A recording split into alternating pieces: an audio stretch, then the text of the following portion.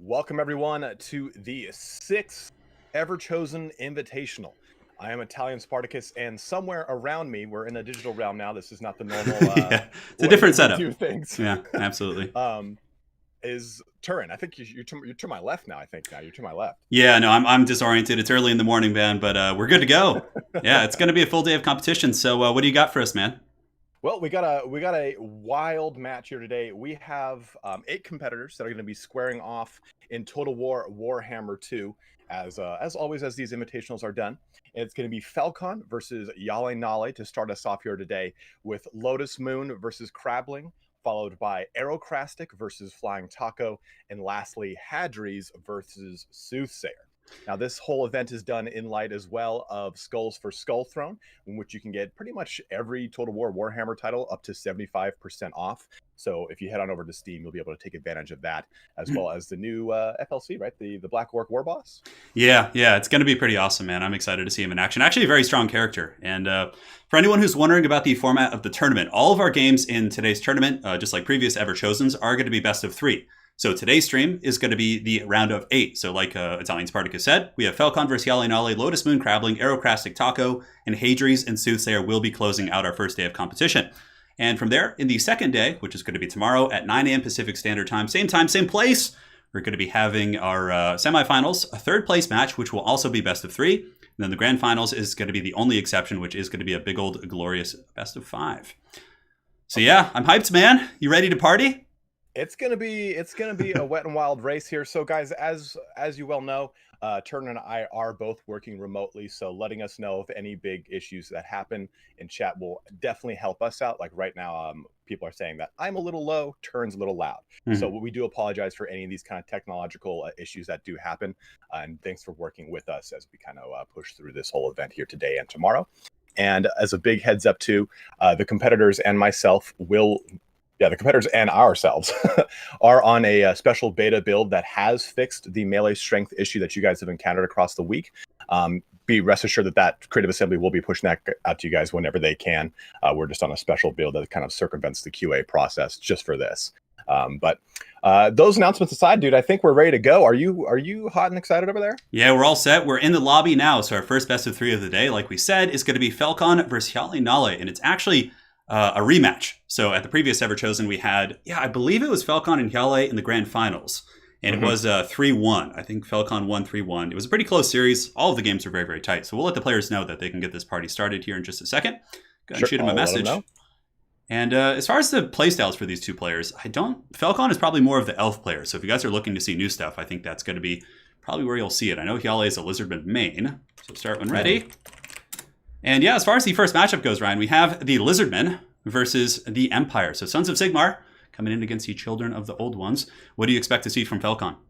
You know, it's actually kind of interesting because Falcon is going with the Lizardmen. I thought I would have gone with the elves out the gate. I was expecting to see a little dragon play. That's kind of his big thing. But I guess you could kind of argue that Lizardmen are a race of nothing but dragon-like creatures. So against an army like the Empire, I'm not expecting any big, large dinosaurs. Although I know that Falcon is a man that likes to kind of play with fire here. So what I'm expecting, likes to live dangerously. Yeah, he really does. Like so what I'm actually expecting, yeah. he did that. He did a really massive push of Dread Saurian during the last Everchosen, and it actually clinched it for him. We were both like, "Oh no, the Saurian, how memey!" But it actually worked out well. So and that was before they got buffed too, because you remember the Dread Saurian was like I don't know if it's still probably one of the highest mass monsters in the game. It's got to be up there for sure. But the thing is, the Dread Saurian, when it first came out, had some issues with its mass. So you would find that the Dread Saurian would get stuck, marching on top of skinks, and it would just be like, "Anakin, help me, I'm trapped." It would just I also have that problem with my mass. Yeah, and it would get trapped, but it got a pretty big buff to its mass, and then from there it was better. But of course, both the players actually playing in this first game here are Lizardman mains. It's like their best faction. So I don't think we're going to see a mirror match because that's just cruel to the casters. But you never know, man. You never know. Yeah, I definitely expect to see a lot of red-crested skinks, and because of that a lot of really good damage coming out of them, a lot of good AP. They have that amazing ability to get that frenzy going, and probably have a lot of cavalry coming out from Falcon. But what do you expect for HjalleNalle here? The Empire has a ton of tools. I mean, you could use Huntsmen, you can use Outriders. Demogryph Knights with Halberds are very good. Karl Franz is a great anti-large character as well. But I mean, the playstyles have switched up quite a bit, actually. Now we're going to be jumping on into our first match here. So let's go ahead and pull up the battle screen. Let's get crazy with it. Let's get this party started, man. So I'll take a look here at the Dino army, and then you can look at the Sons of Sigmar. So here, for the lizards, we have double Chameleon Skink, and this is always pretty good. If you're worried about like a flying lord coming over your head, any harassing elements, they're a great counter-skirmishing tool as well. If your opponent has Outriders, Pistoliers, these little guys are awesome because they have actually 40% missile resist. So if they're being shot by Pistoliers, Handgunners, Crossbowmen, Huntsmen, you name it, these bad boys are going to be able to mitigate and return fire pretty effectively. Granted, their range is shorter, but with their missile resist and their mobility, it's not a big deal. Now for the rest of Falcon's army, he does have red-crested skinks, just like you predicted, and the skink cohorts with javelin. So going wide against Empire is always very strong. Empire's a faction with cannons, Outriders, Pistoliers, Karl Franz type characters who can really nuke single targets very heavily. So going wide is quite strong. But Falcon, you know, ever the tenacious one here, has come in with the mighty Feral Dread Saurian. Oh yeah, baby. It's his signature. But you know, on this map, if you take a look over at the right side of the map, you'll notice there's a little bit of a kind of a cairn or the pillar of sorts. But the that works. Yeah, the Dread Saurian's going to be able to run up and around and actually like hide behind that pillar as it approaches. A bunch of Cold One Knights, Cold One Riders actually, and they're designed just to fight Empire Knights, Reichsguard, that kind of thing. And for his lord, you have a mighty Slann Mage of Life, and if you're going for a Dread Saurian, you need that regrowth. So that's pretty much it. Looks like a good army. The Dread Saurian is the wild pick, but sometimes picking something very wild and unorthodox can really catch your opponent off guard. So let's go ahead and take a look at these Empire boys. Who is that mighty lord up in the sky? It looks like we're going to get Big Daddy Gelt himself just telling us outright that he's got the Mask of Gold. He's going to be rocking both Final Transmutation and Plague of Rust with the Staff of Volans to really help out with that power reserve and getting that Winds of Magic regeneration in there. Also going to be supported by some nice Bald Warrior Priest action, because why wouldn't you want a Bald representative in your army? So proud, man. I mean, across the rest of the way, as this battle gets going, we're going to have a nice amount of Huntsmen, which are actually going to give him a lot of cheap anti-large, as well as some Pistoliers in the front, which are already kind of recalling here from the Chameleon Skinks that were just immediately deployed in Vanguard. And then a front line of scattered both the Sigmar Sons, as well as 3 units of Spearmen. Yeah, it's a nice army for sure. And you can see the Chameleons, just like we said, the 40% missile resist really makes them quite nice here. And they're actually taking a very aggressive play, trying to scoot up and snipe out Balthazar Gelt. So a little bit of a miss micro there from Falcon initially, as they do move right into the melee engagement with the spears, but it shouldn't be too much of an issue. They are durable little guys. And yeah, the Huntsmen are nice. They have good anti-large. Not the best AP values, but as far as like their range and arc of fire, definitely can get some work in on the Dread Saurian, who does have 100 armor, but nonetheless with Pistolier shooting and the Huntsman, the weight of fire plus Final Transmutation could be quite nasty for sure. Yeah, that weight of fire is so huge. I mean, they only have 4 AP, but if you have just these 2 units that people are probably, for the most part, not going to spend as much time doing, they will just get, like you said, that volume of fire. And Falcon is a real big believer that true anti-large comes from range play because of the amount of damage you can get on a target versus a Spearman unit or a Halberd unit, which is limited by the amount of units it can actually get around an object to get its anti-large in. Yeah, he's an elf player. He would say that. You can see the red-crested skinks. Yeah, the red-crested skinks and Croxagors are pushing in. We have a huge engagement on the flank as well. If you take a look over here, the Slann Mage and the Dread Saurian, all the Cold One Riders are engaging versus the Empire Knights and the Spearmen. And this is really going to be the final showdown here. And you can see that Plague of Rust. Look at the Plague of Rust combo opening up the Huntsman DPS. It's pretty solid stuff for sure. Massive minus 60 armor onto that Feral Dread Saurian and dropping it to a whopping 40 with a stack of the Final Transmutation and the Shield of the Old Ones, trying to countermand all that damage coming out there. Woo, they have right out and met them, and boom, a banishment coming out too. The Slann, incredibly powerful here. And the Shield of the Old Ones does also give general ward save. So all the Dino troops are going to be pretty solid here. But my concern here for Falcon is that there's a ton of Empire Halberds kind of saturated in, but I don't know why HjalleNalle is pulling the Halberds away from that engagement.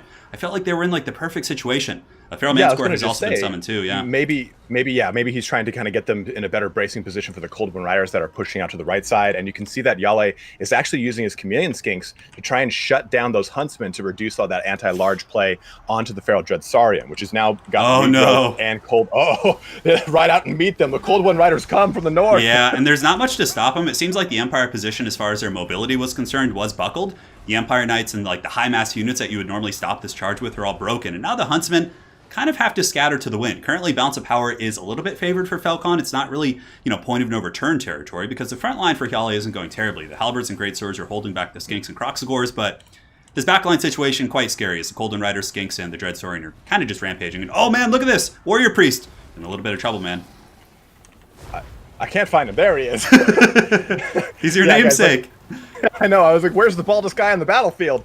He was getting chased by that mana core, but he just managed to get away with it and trying to do some damage to that Skink Priest of Beasts, shutting down Falcon's magic there. But take a look at that. That Fel Dreadsarian saying, no, I'm coming for that bald dome. He's chasing right after Not him. on my watch, absolutely. Not on my wrong neighborhood, boy. And the Tattersouls have actually rushed into the back line to try and save the Huntsman, but believe it or not, the balance of power is actually really darn even right now. So despite Falcon getting into the back line, the only serious casualty that HjalleNalle took in terms of like an uneven trade probably was his Empire Knights and the Huntsman there. But, he's done well in the front line, like we said. You can see the Sons of Sigmar, the Spearmen, the Greatswords, the Halberds have cleaned up the Croxigors and the Skinks. Balthazar Gelt still flying around, generating pretty good winds of magic. And also the Pistoliers and some of the Empire Knights have rallied here in the fourth quarter. Yeah, I definitely like the fact that HjalleNalle has been keeping his Pistoliers on good targets the entire time. Like when they were doing that backline push, he was using them to kind of take apart the Chameleon Skinks. And the Dread Saurians over there now, back again at that Warrior Priest who was trying to shut down those Cold Wind Riders, but it's not looking good for my bald namesake right now. But at the same time, Gelt is getting on the Skink Priest of Beasts, trying to shut down again that casting portion for Falcon. And that backline, like you said earlier, has really gotten cleaned up. Things have run away, and now it's pretty much the Empire Knights and the Pistoliers and Huntsmen that are now back in the game, ready to do some pushing. Yeah, it's pretty wild, man. If you look at the balance of power, it's actually in the favor of HjalleNalle. He's really pulled this game back.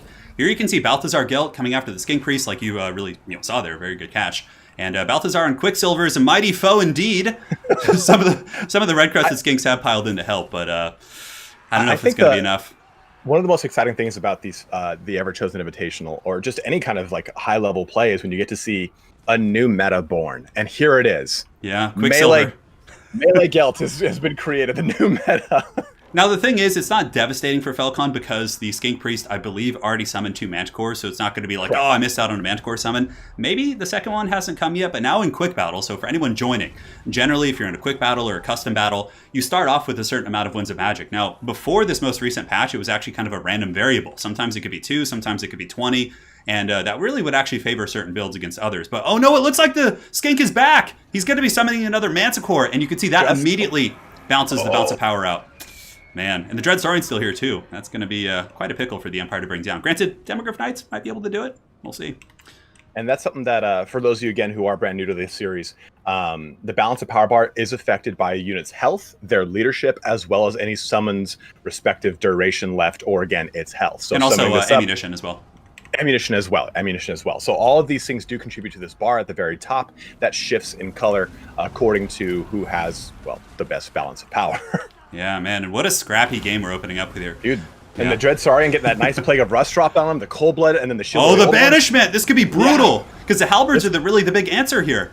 Yep, that light armor was just going to get toasted by that Banishment, and let's see if he gets lucky and see if it goes down the line. And it actually skirts away from the Halberds. I think that HjalleNalle got pretty lucky. Oh, but it's going back. It's weird. HjalleNalle's running back away. It's chasing him. A little bit of yakety sax is going on. Yeah, it still did pretty good. Took out about 20% HP off those Halberds, but the point I was making earlier is that now in all battles, custom battles for multiplayer and custom battles with your friends, whatever you're doing, you start with 15 Winds of Magic no matter what. So basically, for a lot of these summoning builds like Manticores and Cygors, you're going to be able to drop those summons almost immediately. So I don't know if I have any predictions here. I mean, the Empire, I think, has a slight edge because what HjalleNalle can do is he can get his Demogryph Knights and pretty much all of his other troops, and he could just start, taking out all of the Lizardmen support, the Skinks, the Skink Priest of Beast, and it's just going to be the Salon and the Dread Saurian, but that might be enough, man, especially if there's some regrowth in the tank here with the Salon Mage. Well, he did just get a regrowth off, and he had to do some other kind of finagling here. So I think that the Winds of Magic that are left in Falcon's tank are pretty minimal. And we can see the Staff of Volans and Arcane, or the Staff of Volans is going off on Gelt. So he has got another Plague of Rust in him, if not a final transmutation. And we're going to see it right here. Another Plague of Rust dropping right there on the Feral Saurian. Yeah. He's below 50% health, and his leadership is having some issues here. Look at the Empire Knights and the Demogryph Knights being pushed back by the Dread Saurian. That's so cool looking. like in place, too. You could just see the mud kicking around their hooves. That's the most Empire thing ever. Some mighty war beast of the old world just being pushed back. Or, down in front of it. Yeah, and they're just holding it back. It's so epic. And the Huntsman shooting it again. Dread Saurian's actually getting kind of danger low, and Falcon has also falsely inflated its bounce of power using the cold-blooded ability. So when that wears off, this beast is going to be pretty low in the leadership department, especially with Demogryph Knights charging it in the back. Right. And you can see that the Salon's trying to stay close to it as well, trying to help out that leadership as best as possible. Gelt is over on the periphery, like you said, shutting down that Skink Priest of Beast, getting rid of some of that support unit as we deal with this flash. Oh, he has hit that out of control point. He is rampaging a little bit here, and his leadership is tanking. It's coming back and forth and back and forth. Another cold blood active. Cold blood. Damn. So basically, for anyone who plays a Lizardman, a lot of like big scary Lizardman units are relatively affordable in terms of costs because they have the rampage downside. So many of the Lizardman lords, or all of them actually, like the Slans, the Old Bloods, as well as the heroes, so the Scar Veterans and the Skink Priests and Chief, they all have the Cold Blood ability, so essentially the ability to kind of tame these big dinos. But yeah, I honestly think Balthazar Gelt and his mighty steed Quicksilver are... Dude, he's coming in again. He's going to go a swoop attack here onto the Slan Mage Priest because that's a better fight for him. Not as scary. Another Plague of Rust, so good. I thought we saw another regrowth. There it is. Regrowth dropping down on him. And now, as of this most recent patch, we can tell you exactly how much health is being regrowth from this. 1,392. And the Dread Saurian is broken. And now that it's broken, there's no way for Falcon. Because basically from here, HjalleNalle is going to get his State Troopers, his Pistoliers, you name it, and chase that bad boy off the battlefield. And if something is being chased and harassed, as it retreats, it cannot come back. And that's going to be game one for HjalleNalle. Man, getting vengeance for the previous Everchosen. That was good. That was down to the scales there, man. That was a nice little turvy on that one. Yeah, truly the scales. Yeah, those the Dread Saurian though. Look at the kills on that bad boy, man. 160. I'm sitting here looking at the ball Warrior Sigmar going 13. Come on, man. Well, he's a support character. The Warrior Priest isn't really there to go fisticuffs, and pretty much like more with 13. And like all the trailers for like Warhammer games, the Warrior Priest is always like getting knocked over or beaten by like some Chaos Warrior, like he's like about to die, and then like the Light of Sigmar helps him. Yeah, it's pretty crazy, man. But what do you think about the Lizard Army? Who do you think were like the MVPs for each army? You know, I really got to say that I really enjoyed Red Crested Skinks and Skinks in general. And I think that they did a really good job this entire fight staying in the fight. I thought actually that the Cold One Riders were going to be the thing that was going to be the nail in the coffin for HjalleNalle. But really, Falcon, I think, used the Skinks well enough to do a lot of threat back into the Empire State troops. I would have liked to have seen some more flanking action with the Communions, or the Skinks or the Commune Skinks, because they're so quick. And I think that's one of their biggest advantages is if you have a blockier, heavier, slower Lizardman frontline, you can use those Lizardmen to do a lot of really crazy moves. And I mean, they got a lot of kills between all of them. 69, and 61, pretty nice. But 38, 35, 18, a lot of great kills coming out from those Skinks. I couldn't believe that, I really thought Hjalle was going to be in huge trouble because Falcon, of course, his playstyle, if you guys haven't seen him play before, he really likes to do these like huge flank overloads and just crush the, just overwhelm. So basically he'll bring all his cav on one side, use like big AoE buffs to just run you over and then collapse your backline. But Hjalle did lose his backline. I mean, the Huntsman got, chased down for the most part, but Hjalle was actually able to win the front line, which is very rare for the Empire. And then on top of that, he got his Pistoliers, his Empire Knights, his Balthazar Gelt play was awesome. And who would have thought we would have seen the meme lord himself, Balthazar Gelt, here in the first game, just pulling out a solid victory for sure. But also, I'd be curious to actually hear from Falcon if he was like messing around with the Dread Saurian, because sometimes he likes to like send a message. He comes in with something a little bit kind of I do not fear you. Yeah, he comes in with something like off meta to like shock his opponent, and then if you lose to that, it really is a big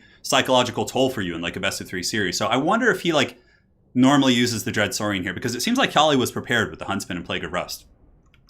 Falcon's a bit of a champion of the people, man. He likes to kind of represent those things that are really misrepresented in the meta. So he probably wanted to bring something a little bit spicier and crazier to the list, and he did it with that Dread Saurian. And I saw when he released it, people in chat were going, he did it, he did it, the crazy, he did it. Yeah, the madman himself. Yeah, the Dread Saurian pick is interesting because as an Empire player, you're like, oh, they're not going to bring like a big target for my Huntsman and cannons, but then suddenly there's this big old target there, and it's just I don't know. So it looks like we're already in the next game. These guys are ready to go. So let's jump back in here. So we'll transition back to the battle.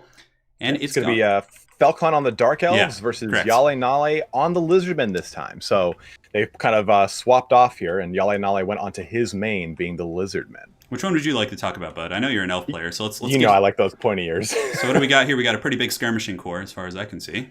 So, let me take a look here. So, wow, we got a huge skirmishing core. So it looks like we're going to see 3 total units of Dark Riders with crossbows, 3 units of Dark Riders with shields here. So there's going to be a lot of AP missile fire coming out from those Dark Riders with repeater crossbows here. They can't fire whilst moving. That's, of course, their big downfall. But the thing here is going to give a lot of pressure, and those shields and the other Dark Riders are going to help them. Oh, just on 1 unit, actually, it looks like. It's good for like chasing skinks and screening and things like that. Yeah. Exactly. But the remainder of the line is going to be comprised of some Cold One Knights. Looks like 2 units of Scourge Runner Chariots, which are just absolute monsters. There was a third one. What's that? Wasn't there there's a one? third one on the far right. Yeah, on the far right, there's a third one. But anti-infantry on the charge, anti-large and AP on their missile fire. So they're pretty brutal, especially against lizardmen here. Yeah. We're also going to get 3 units of dread spears to help out with some anti-large melee pokey. And then we also have Malekith bringing the typical kit here with Soul Stealer, able to really help him tank a ton of damage. And he's going to be on his dragon, so he's going to be able to do some crazy action with that thing. Yeah, you can really tell that Falcon is like holding no blows here. This is like a classic competitive Dark Elf build. Repeater crossbows, Scourge Runners, Cold One Knights. It's just the bread and butter. And for the Lizards, we got Pterodon Riders up in the sky. Front line is going to be a hybrid combination of the Saurus Warriors with shields and the Skink cohorts of javelins. A little bit of a dino play here, as we do have an Ancient Stegodon who is going to have the short-ranged ballista. Aside from that, he's got 1 laser dino, which is the Bastillodon with the solar engine. Going to be dropping some las cannon fire here on some of the Dark Elves, which is really good because as a Lizardman player, if you don't have something with a lot of range against a skirmishing style of play that Falcon is doing, they can pretty much just encircle you. They can choose all the engagements, but at least here he can kind of force the Dark Elves into a potentially tough fight. Salon Mage of Life, a couple Skinks and Saurus Spears in the back, and that's going to be it, man. So what do we got here with these Scourge Runner Chariots? Sorry, I was just taking a look at it, like 15 Discord messages from people. I was like, oh no, something happened. No, it's just hyped up. Yeah, go ahead. I know, everyone's stoked. So Scourge Runner Chariots right now are already kind of getting some initial glancing blows onto things, trying to get a good take on stuff. I mean, they can right now blow through these Skink cohorts and then into these Saurus Warriors, and then just like they're doing right now, rolling right through them, riding dirty, looking for pink slips, and then they can just push on. There's not going to be much that's going to threaten them on this flank. But the Ancient Stegodon is trying to kind of push out to them, kind of say, hey, you know, I've got some poison missile attacks. I can slow you down. And boom! Yeah. Take a look at that blast there right from the solar engine, trying to knock out one of those Scourge Runner Chariots. But Scourge Runner Chariots already pretty low in their morale and losing one of their models on one of their units here. So they're trying to get out of this fight while the rest of Falcon's army pushes in from the opposite flank. Yeah, it actually wasn't a bad situation. In the meantime, up in the sky, Malekith did get a really good gaze at Malice in the front line, and he was also able to pick off a Pterodon Rider. So pretty even trading back and forth. And that's the thing about Scourge Runners. They're just kind of like, okay, you're going into a matchup. You don't know what your opponent's going to bring. You're like, okay, what is something that's good against literally everything? Well, Scourge Runner Chariots, hey, anti-large ballistas. They can take down dinos. Oh, worried about infantry? Oh, they also deal with that. They're kind of like the, I guess, WD-40 of the Dark Elf roster. They can, they can fix it all. Swinging at it. And the first Soul Stealer popped here. Yeah, you can see it on the Pterodon Riders. Yeah, right there. And that's also, again, going to help tank a lot of the damage that's coming towards Malekith. And, Malekith getting a good little breath attack here on the cohort of Sotek. Not able to get a ton of units lost on that one, though. A little bit shy of it instead of going abreast the whole unit. Ooh, a big banishment coming down on the far side, but it looks like coming over here. But it looks like Falcon was able to dodge it for the most part. Now, something that's a little bit concerning for the forces of the lizard people here in HjalleNalle is that Falcon does have all of his repeater crossbows sitting quite happily shooting into the lizard ranks. Although it looks like the rock drop, I think that HjalleNalle is flying the Pterodon Riders overhead to at least force Falcon back, because they can drop boulders, which do some pretty serious damage. And look at that, big old Manticore summon coming in, man. And we got a aerial duel up here in the skies. I'm not even going to lie to you. I'm not used to hearing the the sounds, so when the Manticore summon happened, it genuinely scared me. I'm like, what was that screech? What was that noise? There's a couple of sounds in the game, yeah, because I record almost all my replays without sound because I find it a little bit distracting. But the one sound that really shocked me the most in the game was Imrik. So Imrik has an item called the Dragon Horn, and it just it sounds like a Vuvuzela. Remember the World Cup, like the Vuvuzela is being played, and I was like, what is that? Somebody playing a video in the background? But anyways, topic for another time. Yeah, but back to the game. Yeah. But we did get a really great gaze of Malice here that went down and hit into the cohort of Sotek, while also getting some play back into the solar engine that actually pushed the solar engine back a little bit. So we can see Malekith getting down and dirty now with an Ancient Stegodon and another Soul Stealer. That was a really good Soul Stealer. That hit like a huge core of the Lizardmen. It hit their Saurus Warriors. It hit the cohort of Sotek. And it is going to be healing up Malekith, because right now, as far as the game looks, I mean, it feels like Falcon is most certainly on the back foot here. The dinos are doing very well in terms of their big monster health. And normally, Dark Elves will be like, hey, we have an answer for that. But the Scourge Runners are all at like 10, 15% ammunition. Yeah. The Stegodon's healthy. There's a Salon Mage of Life who can drop some huge healing. And I don't know. I don't know if Falcon's going to have enough stopping power to deal with all these big dinos. Malekith really has to put this game on his back. Honestly, I think that Oh, you exemplified it perfectly, and I think another big thing too is that the Dark Riders repeater crossbows haven't had a chance to focus on the targets that matter the most. Sure, they've had a lot of time to shoot pretty much willy-nilly across the board, but they haven't been able to focus on the Stegodon. They haven't been able to focus on the Solar Engine, let alone the Slan Mage Priest of Life. So I think that HjalleNalle has been doing a pretty good job with these Pterodon Riders, kind of pushing back into them. Yeah, Pterodon Riders are kind of like the mobile Lizardmen light cav unit, and you can see here they're going to be attacking the Dark Riders in melee combat. Now, as far as these stats go, it's 26, 22, 65. So they do actually have better combat stats than the Dark Riders, but they, of course, have less models, so they can be swarmed like they are right now. But Malekith actually taking huge damage in the pocket here. You can see man. The Stegodon really gave him the business. And that's largely due to the fact that the Stegodon does have that poison Howdah on top. So when it poisons Malekith, his weapon strength, his speed is heavily lowered. So poison is very effective against big monsters because it is percentage based, and taking a huge percentage off 520 weapon strength is very valuable. And look at the banishment going into the back. I was about to just say, yeah, man. Did you see that value that he got out of that? He used the Pterodon Riders, tied up the Dark Riders, dropped a banishment that actually worked out very well to Jalle's advantage, and moved with the Dark Riders as they tried to flee, and it just completely routed the whole lot of them. And there's army losses kicking in. Wow. And Hjalle just pushed Falcon out of the tournament. Yeah, that's pretty big, because in the last Everchosen Invitational, for anyone who missed it, this was the grand finals. We had Falcon versus HjalleNalle, and Falcon won this series 3-1 in a pretty convincing fashion. But HjalleNalle, back for vengeance. The mighty Toad claiming victory over the Witch King. And man, that was an insane game.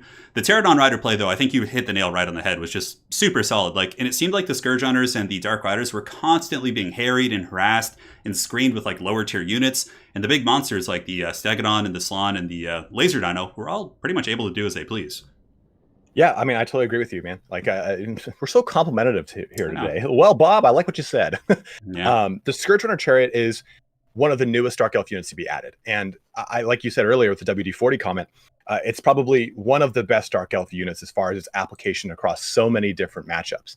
And it was pretty shocking to see what would have been a pretty solid situation here get shut down, unfortunately, so hard. Sure, it got 58, 90, and 39 kills, but the Scourge Runner really, really shines in focusing down these large targets, and it really wasn't able to do its job. And I think that's what really was issue number one for Falcon, followed by the fact that he couldn't get his Dark Rider crossbows, or Dark Riders with repeater crossbows online hard enough to shut down those large creatures again, because, well, like we said again, the 4 Pterodon Riders were able to kind of harry them the entire time. Yeah, and that's the thing. I used to love playing Lizardmen when they first came out, but I never really kind of grasped how to use the Pterodon Riders. But there was probably things that at least I missed in commentary in that game. I'm pretty sure there were a couple good rock drops that really actually can do massive damage. I know they look funny. It might not seem terribly strong, but if you get those huge rock drops right on top of some repeater crossbows or some Scourge Runners, you can really do pretty well for yourself. So man, that was quite an upset for sure. So Falcon, the previous Everchosen champion, has been eliminated here in this first game. And now it's time for the next round. And did you ever actually play against Scourge Runner Chariots and tabletop and things like that? Were they a pretty common unit? Just telling the gentleman that they are up here. So I'll be honest with you. The Scourge Runner Chariot is something that I saw less of. I saw the Dark Rider one more. Yeah. And what was actually a really big thing that was used in 8th edition especially was the Doomfire Warlocks, because they had pretty much the ability to span the entire board. Yeah. Because they were just so mobile. So what I've actually noticed is that stuff like the it's like asking me, hey, have you seen the Tomb Kings on tabletop? Yeah, once upon a time. Many moons ago. Yeah, exactly. But a lot of what I saw from the Dark Elves mainly was actually Executioners. There was a lot of Executioners and a lot of their Bleak Swords, because the fact that they had Always Strike First was really good in 8th edition, and that there were Swordsman units too, which was awesome as well. So they kind of had that above the High Elves, which is kind of the one thing that High Elves always hated. It's well, I don't have any sword unit. Why do they get sword unit? This is not fun. That and Murderous Prowess is probably what made the Dark Elves so strong.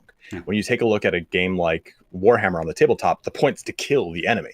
And while on the other hand, you've got the High Elves, which Martial Prowess gave them the ability to fight in an additional rank and Always Strike First, which is great, right? But Murderous Prowess gave you ability to kill things more. So that really kind of added more to the game. They just became a much more top tier army because of that. Yeah. I feel like the Scourge Runner Chariots would be pretty good. And yeah, I have watched a couple fantasy battle reports and things like that. And it seems like the Doomfire Warlocks were pretty prevalent. I'm actually surprised we didn't see some there for the free spells. Me too. Yeah, but nonetheless, it was a really good series. That's going to be our first one of the day. So for anyone just joining, we have 3 more best of 3s on the round of 8. So we're going to be taking a quick intermission here, guys. We'll be back in like 2 or 3 minutes, just real quick, as we set up the next game. And yeah, we'll be good to party, man. So all right, guys, thank you so much for joining. We'll see you in a couple minutes. And man, what a crazy upset, huh? Yeah, we'll be back in just a bit, guys. Cheers.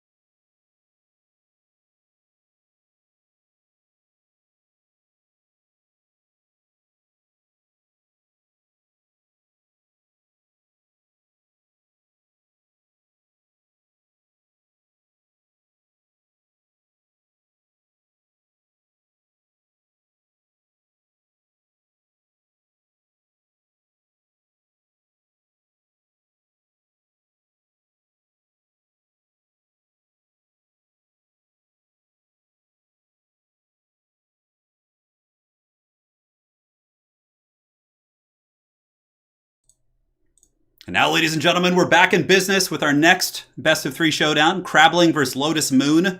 Certainly going to be quite the ferocious competition for sure. And I believe it's going to be a high elf matchup. So we have Lotus Moon. Oh, yes, your people facing off against the foul heretics of chaos. So we haven't seen too much chaos in tournaments recently because... we haven't. Yeah, but they still have some teeth for sure. The Dragon Ogre Shagus and the various monsters can be quite nasty. So now we're going to be transitioning into the game. Lotus Moon versus Crabling. Let's get this party started, man. And how about you talk about your beloved high elves here? I was hoping you would give me that beautiful honor. Course, I would love to talk about the high elves. Yeah. So looking at Lotus Moon's entire army, and this is immediately taking a look, we can see that this plays to Lotus Moon's advantage. Like, he is a man who likes a lot of fast-moving targets. He likes to play a very skirmish-style game, and here it is. He's got 3 units of Illyrian Reaver archers, just mad wheels in these guys at 90 speed. In addition, we've got 1, 2, 3, 4 cab units, 2 of them silver helms, 1 with shields, and 2 of them dragon princes. Now, of course, the dragon princes get their great martial mastery, making their martial prowess just a little bit better. You're not going to see it reflected right now, but as soon as the game starts, they'll get 8 melee attack and 12 melee defense until they drop below 50% health. Look at the Followed Phoenix. by that, yeah, I was going to say the dreaded Flamespire Phoenix. And I thought it was Imric, but it's unfortunately the Princess, which is not a bad call. I just wanted to see Imric. Yeah, me too. I wanted to hear the Vuvuzela once more in the night. Yeah. And she has got the Talisman of Loic as well as the Volley of High Arrows, in accompaniment with a Mage of Life. And check this out in the very back, a Mage of Beasts as well. So we're seeing Transformation of Cattle as well, Beasts in the Trees, as well as some healing with Earthblood. So very interesting double caster role here. And I understand exactly what it did. With one spell on each, it's not that huge of a point investment. Yeah, but it's not too common. It's always been, as far as like the high elf meta goes, like single entities have always been their kind of their jam with healing. And the princess is going to be a decent choice because of the prevalence of hell cannons and like hell cannons aren't common in every matchup, but at least here it gives Lotus Moon something that, for example, he can take his princess, he can fly right over the top of this chaos army and start using dragon breaths and his arrow abilities to just snipe that thing out.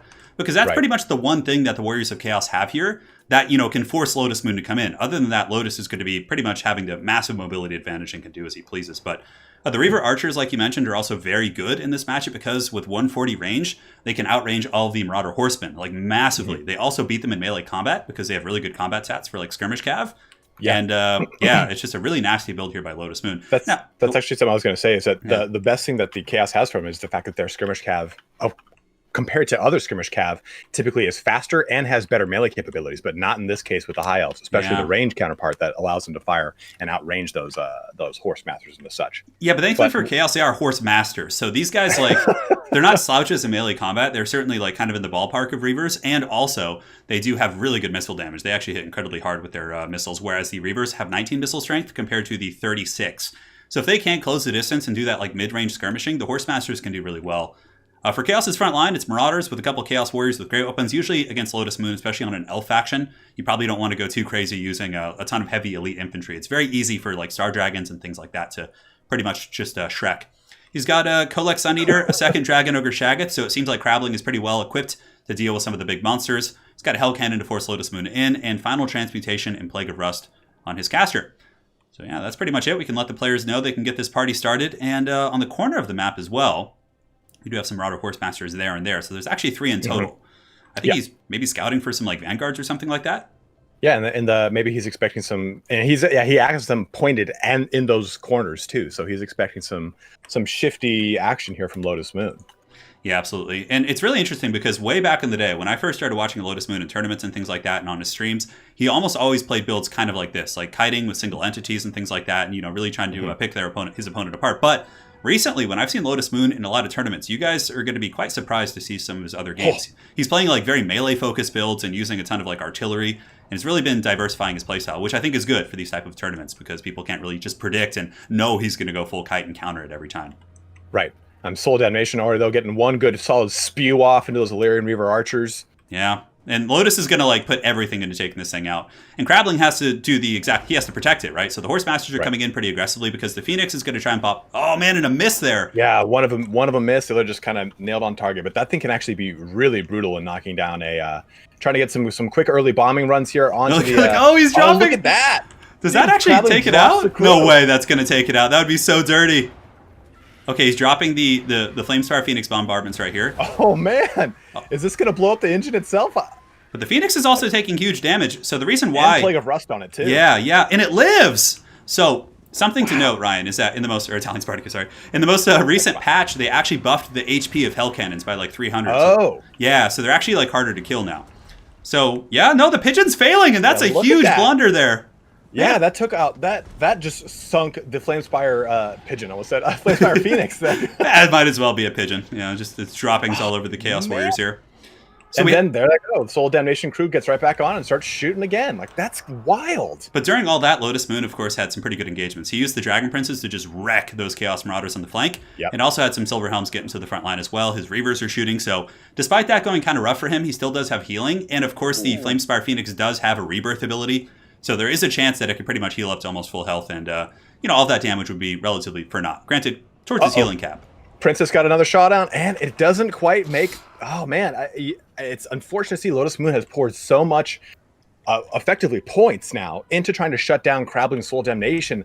And the Flamestar Phoenix, which was able to get away and rally, took another shot from the Soul Damnation and is now broken. And just rallied once more. Oh, it's going to hit those Dragon Princes. Brutal stuff. The Dragon Princes do get a fire resist here of 70%, but the Soul Damnation does magic damage, which is super good. Fire damage. Yeah, despite what you would think from looking at this big giant ball of destruction that it shoots in the air. Yeah, absolutely. And another brutal charge though in those Chaos Marauders. Those guys are just getting it here. It's going much better for Crabling though, with the Marauder Horsemasters just getting the counter skirmishing here, and the Hell Cannon just blasting those elite units. Yeah. But look at this. I mean, Lotus Moon is getting some good sniping here on the Chaos Sorcerer of Metal. He's getting quite low. He's probably going to want to fall back or maybe run the Chaos Sorcerer with the Horsemasters so they can kind of escort and protect.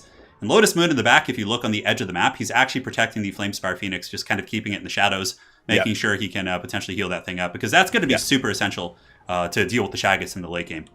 Yeah, he's getting both his Silver Helms up as well as that Flamespire Phoenix. And I think that's a really strong play, because right now he does have the Shaggoth, like you said, and Kolek to deal with, and there's not much that can threaten against him.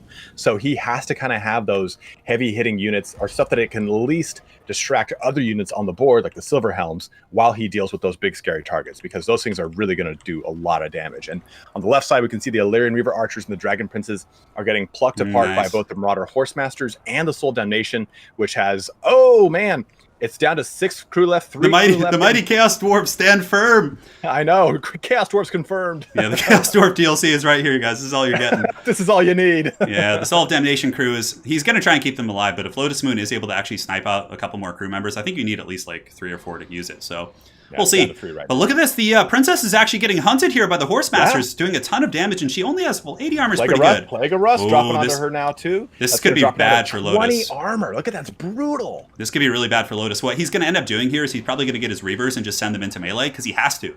If he doesn't do that and interrupt the situation, Crabling is going to be able to actually take out the Princess, and that would just be catastrophic. Now, a big concern for Lotus Moon going into the late game here is his ammunition, I guess, is okay on his Reavers, but his monsters are very beat up. Yeah. And Kolek and his Dragon Ogre Shaggoth cousin here are both in like pretty immaculate shapes. Yeah, that's going to be a big cookie to try and eat there in the end game. Just sitting fat and happy over there, like not much is threatening into them. So it's pretty crazy here. I mean, also we've got that the Priest of Beasts, the Mage of Beasts, just sitting there in the background, not doing anything. I don't really know how much a Transformation of Catons is really going to help out right now with the amount that Lotus Moon is really fleeing from the fight. He's doing some harrying shots back across the bow of Crabling, but there's no big engagements you can really take. He's trying to, here it is with Princess trying to get this last shot here on the Chaos Sorcerer. And also check this out in the back. You can see that the Dragon Princes have found the Hell Cannon. They're about to run over the Chaos Marauders defending it, but the Hell Cannon's like more or less already paid for itself. Well, look at this, another blast. Short range blast. Dude, nice. Blob and a half, just lobbed it right into him. Yeah, but just soft toss right into him. It's done doing that softball damage. Yeah, you can see the mighty Chaos Dwarves apparently need to get a buff in their DLC here, are going to be getting run over by the Dragon Princes, and that thing is going to be out of commission. So now it's very much a game that Lotus is generally very comfortable in, kiting back with the Reaver Archers and things like that, but his ammunition's very sparse. He's going to be able to use his Princess to get some last shots in, but really I think Crabling is in a massive state of advantage right here. Like, I don't know, I can't see how Lotus is going to win this unless he gets some really good engagements with his Star Dragon and the Phoenix gets like a full health heal from its rebirth. I think he's on a huge trajectory to be defeated here in this match. What I think Lotus is going to try to do is try to wear out what's left of the ammunition from Crabling as best he can. And then he's going to take these small little charges against the Marauders to bring down the unit count as best he can as well. I think by taking out these Marauder units, is just getting them off the table, he's then going to be able to focus things a little bit better. But I think that's how he's going to take his charges from now on, is trying to pull things apart with all of this crazy micro and then solo down or destroy as many units as he can. Like, see, that shot, I think, was aimed at the Marauders or the Horsemasters. I'm not sure. But I think he's trying to just chip away at the army a little bit at a time here. One thing to be said as well, if there is a glimmer of hope for Lotus Moon, I think he still does have his Dragon Princes with 37 models there. He's got some Silver Helms. I think if he can maybe clear out all the Chaos Infantry and support and leave just the Shaggoths, even if he is in a state where the bounce power says he's losing. There's this charge right into those Marauders. Boom. Yeah, but they're going to lose so many Princes to those Shaggoths on the approach. It's, that's not going to be too great for the High Elves there. Yeah, Kolek's definitely got a big old hammer. But again, there is a Manticore Summon coming in, so if he can... Big ol' hammer. He's got a huge hammer, dude. If he comes in and Alpha Strikes his position, and then is able to cycle charge the Shaggoths who are surrounded by Dragon Princes with his Star Dragon and or the Phoenix, that could be a way that I think the High Elves might be able to get back in this game. Is that a... Ooh, cuts Kolek Sunder. Yeah, it's a Lord of the Storm. It's his ability that drops Lightning Strike. Oh no, but the Mage is here, and the Mage is getting hammered. That is a huge loss if that thing goes down. Kolek with Star Crusher popped, coming in with like 700 plus weapon strength. Oh man, this is a close fight, dude. Standard die is down with some melee defense and some leadership buffs here. And then we've got some Illyrian Reavers coming in. And a nice shot, the Dragon Breath right into Kolek's Stone Eagle. Chipped out about like 10% health there, not a whole ton. But it was enough to push Kolek out of that fight, making it so he pretty much is now wasting Star Crusher's charge. Yeah. And the Flamestar jumping in there as well. But Daddy Kolek's coming back. He's going for that Mage of Life. And that Mage of Life is almost popped right now. We're getting another summon of a Transformation of Katon behind the whole army as well. Whew. Yeah, this is, I mean, the bounce power currently is, wow, if Kolek breaks, what a comeback potentially by Lotus. Yes. No way he's going to get this. That's insane. Kolek is just wavering, but he's holding 7 leadership. If Kolek stabilizes, the Manticore summons are worn out, and the Phoenix is going down as well. It's very, very low. Man, Kolek is just a raid boss here.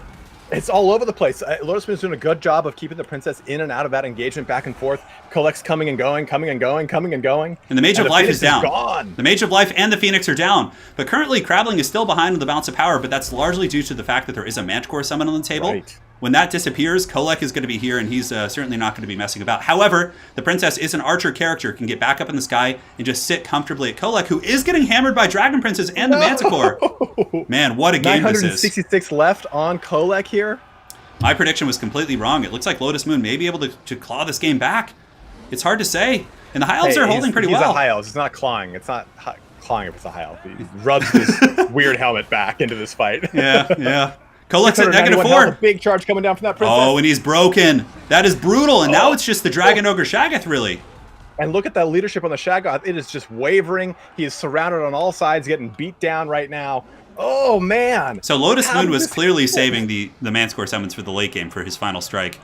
Man. I mean, I was just saying stuff about the High Elves to be optimistic. I didn't think that it would actually work. Yeah, it looks pretty grim, but the Manticore summon was the clutch, because that summon Manticore actually probably took like 20% HP off Kolek, if not more, and allowed him to be broken. So the Chaos Marauder is pushing in, but that is going to be game 1 going to Lotus Moon and the High Elves. Man, that was an amazing game. Man, that he just held, and that kind of like, we make this comment all the time, right? About that like continued tenacity of like, okay, plan A completely failed of shutting down that Soul Damnation, and it really cost him. Yeah, I thought he was. He spent so much, like the full HP pool of the Phoenix, like his princess got like mangled from that. Like it was just so many things were going badly for him, but he cleared out all the chaff. And of course, Shaggoths don't have the best leadership in the world, and when they were surrounded, it really allowed his princess to sit up in the sky and cycle charge and get those nasty breath attacks. Now, the princess, does she have 2 or 3 charges on her ability? I can't recall off the top of my head. I don't play High Elves terribly often. For which one? The Breath Attack has 3 charges, and I believe the Volley of Arrows has like 2. I'm not 100% sure, but I think that's the case. Okay, so he used both those volleys in the Soul Damnation. Like you said, like so many points were invested in shutting it down, and still was able to do a lot with what he had, and that's pretty impressive there. Yeah, that was an insanely close game. I mean, very close. Crabling came out ahead, but had Lotus Moon been able to kill the Hell Cannon earlier, I think it would have been a much more one-sided game. But the fact that the Hell Cannon was able to endure, I wonder if like maybe Crabling should have just like stayed back and defended the Hell Cannon. There's something to be said about that. It only had like 3 Chaos Dwarf pilots left, or I guess Cannoneers or whatever the hell you want to call them. But so I don't know. I guess some sniping from Lotus's missile pieces could have maybe taken that bad boy out. But I think it was kind of like it's already down to 3 left. I'll get whatever value I can out of it, and I'll try to push right now and get any kind of like, I've built momentum with what I've been able to take down by them spending so much time trying to kill it. I'll try to push that momentum. And I think that unfortunately it just didn't pull through with him or for him, because Lotus Moon was kind of pulling his army apart and pushing in different directions, and then was able to push his Dragon Princes around to the Soul of Damnation and bring them back up to the front of the army. Like, there was a lot of crazy plays going on. Like you and I were saying, while he was doing the Soul of Damnation, he had those good charges with the Dragon Princes into the Marauders. So he had really good micro for sure. I mean, everything was just, both players did. I mean, Crabling had pretty impeccable play with his Horse Masters. Like every time there was a big threat, they were like right under it, just throwing their spears up. And I mean, the Princess got brought down to like 20%. The Phoenix got like almost nuked instantly. And it was just super solid play, really. I'm really surprised that the Hell Cannon, like you said, didn't go down though. But actually, in the post game, the players are actually chatting here, and we can see some of the chat. And Crabling mentioned that his caster actually took some massive damage from an overcast. So apparently he casted, And that's the thing, you mess with the Winds of Magic, it can bite back. Because basically, whenever you overcast a spell in this game, unless there's specific modifiers, and by overcasting, you click the spell twice, and it basically allows you to cast a more powerful version of that spell, there's a chance that the Winds of Magic, much like Perils of the Warp in 40k, can come back and like bite you. And actually do like a ton of HP damage. So I think that was really our big issue in that situation there. It was just like that in Fantasy too. You get that pretty much the same exact table for the most part in 8th edition. Yeah. And Falcon, who has taught me personally a lot about multiplayer, was saying that, hey, there are some spells that you almost always overcast, and Plague of Rust is a really good example. Yeah, 60 armor is so much. Yeah, 60 armor is massive. It's such a good amount of damage or armor being taken off the unit, so you can do a ton of damage. So there's a lot of ones as you really take a look at them. It's not always a 2x value. So say something costs 4 winds of magic to cast. Overcasting doesn't always cost 8. It just depends on what the spell is, and some get a lot more value out of overcasting it versus casting it twice. So it's pretty interesting. Dichotomy, taking a look at all those abilities. Yeah, I thought Crabling's build was quite good. The Marauder front line is fine because typically I don't think High Elves are going to go too elite in that matchup. And if High Elves do actually end up going elite in that matchup, so let's say you're Crabling, you bring a front line of Chaos Marauders, just kind of really junky troops. And some High Elf players will use what's called like a Phoenix Guard box. So they'll get the Phoenix Guard, the elite troops they hold with like healing and Alariel and things like that. But if they do that, then you have the Hell Cannon. And the Hell Cannon is going to be punishing those elite troops so heavily. So it's a very well thought out build. He also had very good answers for the monsters in the form of Kolek and a second Shaggoth. I think one thing that the build might have been missing a little bit, granted Crabling is a much better player than I am, but something I do think that could have been useful there would be some hounds, like having a couple poison warhounds. So, for example, like running around with his Marauder Horsemasters, and then if Lotus Moon does commit to a fight with, say, some Reavers to just try and screen you out, he's not going to be able to retreat because the Poison Warhounds will be slowing down the targets and allowing your Shaggoths and your slower army to maybe catch up. I think that was the one kind of sweet spot that was missing there. But again, just my opinion. But yeah, it looks like we're about ready to switch back into the next battle. Let me go ahead and check. We are going to be on these Central Chaos Wastes. And we'll see the matchup here in just a second. This is always a fun map. I like the Chaos maps. They're quite cool. It looks like we're going to be seeing Lotus Moon on the Wood Elves and Crabling on the Skaven this time around. Yeah, this is... I wonder if Lotus is going to play... Now, traditionally what you do here with Wood Elves, you go with the double Arrows of Kurnus. You bring 2 Waystalkers who are basically heroic sniping characters for the Wood Elves, and they have an ability called Arrow of Kurnus, which is really good at sniping Skaven artillery, like Plague Claw catapults and things like that. But yeah, we'll see if he does that. Because Skaven artillery is a really big... You know how they're like really big targets? They're not like Empire cannons that are kind of like lower to the ground. Definitely very susceptible to that. They're huge ramshackle targets. Yeah. So Lotus Moon, I would imagine, will go with that. Now we're loading in. So would you like to talk about the Wood Elves or the Skaven, my friend? You know what? I'll talk about the Skaven this time around. Wow, that's some off-meta stuff there, yeah. Curveball. Didn't expect that, did you? So for the Wood Elves, we have a Glade Lord up in the sky, and this is classic Wood Elf play. The Glade Lord is a pretty big terror-causing monster itself. So basically what you do and how Lotus Moon will play this is he's going to be trying to pick apart Crabling's army, a very slow, meticulous play. Then in the late game, he'll come in with the dragon and try and terror out whatever's left, take out Lord Scroll or those various characters. So the Glade Lord does have an ability called the Prey of Anathrema, which is a snare. So he can like snare any of the rats in place and get massive focus fire with his Deepwood Scouts. On top of that, a couple Wild Riders as well. Wild Riders are outstanding in this matchup. These guys, they hit incredibly hard against light armor. Their weakness is their lack of AP and, of course, their squishiness. But against Skaven, you rear charge Rat Ogres, Clan Rats, artillery positions, they hit like trucks. 67 charge bonus, 46 weapon strength is no joke. Deepwood Scouts in the front line mixed in with Way Watchers, I think. No, 3 Deepwood Scouts and 3 Deepwood Scouts with these Swift Shiver Shards. A sniper character, Wild Riders, and that is it. So what do we have for the Skaven, man? Well, it's going to be the typical kind of Skaven lair system that we see a lot. So a huge front line of Skaven slaves with spears. This is going to take any of the automatic fire from the Wood Elves in the face and not really hurt the rest of the army. But we can already see in the front 2 units of Doomflayers, one of them being the Dwarf Thing Menace, the Regiment of Renown. And we're getting a little summon up right there, I think, of some Clan Rats. Followed by a secondary line, though, of some Clan Rats with spears and... Just spears, look like spears and shields across the way. Just rats a unit everywhere. of Poison Wind Mortars, which is going to do very well in this matchup as well because it will do damage to the lightly armored Wood Elves, but also it has a damage over time effect, a DOT, a dot. So it will persistently do that damage as units get closer and closer and they clump up as the ranged units tend to do. No, did you see that damage? Yes! So the Warp Glade Lord Cannon already going to town on the Glade Lord. Just getting blasted, dude. One thing to see here is it gets Zap Zap is the Warp Lightning ability, or Warp Lightning Regiment Renown. It's shooting that Glade Lord, and it's trying to reset its native abilities that it has on it. Like Prey of Anathrama, like Turin was mentioning earlier. It's going to add to the 45 seconds, is that? 15 seconds. 45 would be pretty broken. And Arrow of Kurnos, so that those can't be used as often. And already we've seen that Lotus Moon was able to get an Arrow of Kurnos down over here at Ikit Zap Zap and blow up one of the engines itself. Yeah, he got a pretty good arrow in the beginning. He has 2 of them too, because the Waystalker plus also the Glade Lord does have it. So he was able to take out some of the Skaven pieces. But also, the initial battle, I think, going pretty well here for the Skaven. The Deepwood Scouts took some heavy mortar fire, or at least just one shot, and it did big damage. And for the most part, Lotus Moon may be pressuring into the flank here. Deepwood Scouts, the ones on the weaker side of the Skaven formation, were able to clear out some of the Skaven slave defenses. He may just chase them off now, but I mean, honestly, it's a pretty close battle. Yeah, the Blade Lord up in the sky, juking the shots. In the right flank too, Wild Riders coming in and then pulling back immediately, pushing these Clan Rats and these Rat Ogres on the right out of position, kind of exposing the rest of this army now in the center. So, there we go. We can see Crabling's, notice that he's already kind of rectified it and pushed back into it, and is pushed back thusly Lotus Moon's right flank a little bit. Yeah, it's just a very, very scrappy game here. You can see in the back, actually, a little bit of a misplay from Lotus. He leaves the Wild Riders in play a little bit too long, and the Ogres are able to come in and get some good value, which is very good for the Skaven, because Rat Ogres cost 800 compared to the 1100 of Wild Riders. So anytime you can get that head-on trade and actually come out ahead, it's quite nice. Lotus Moon is juking back and forth with the Glade Lord, so for anyone who's new to the game, if you have like a big monster and you're being shot by more of a slow-firing artillery piece, you can generally just strafe side to side and dodge probably 70 to 80% of those shots, which is quite powerful. Right.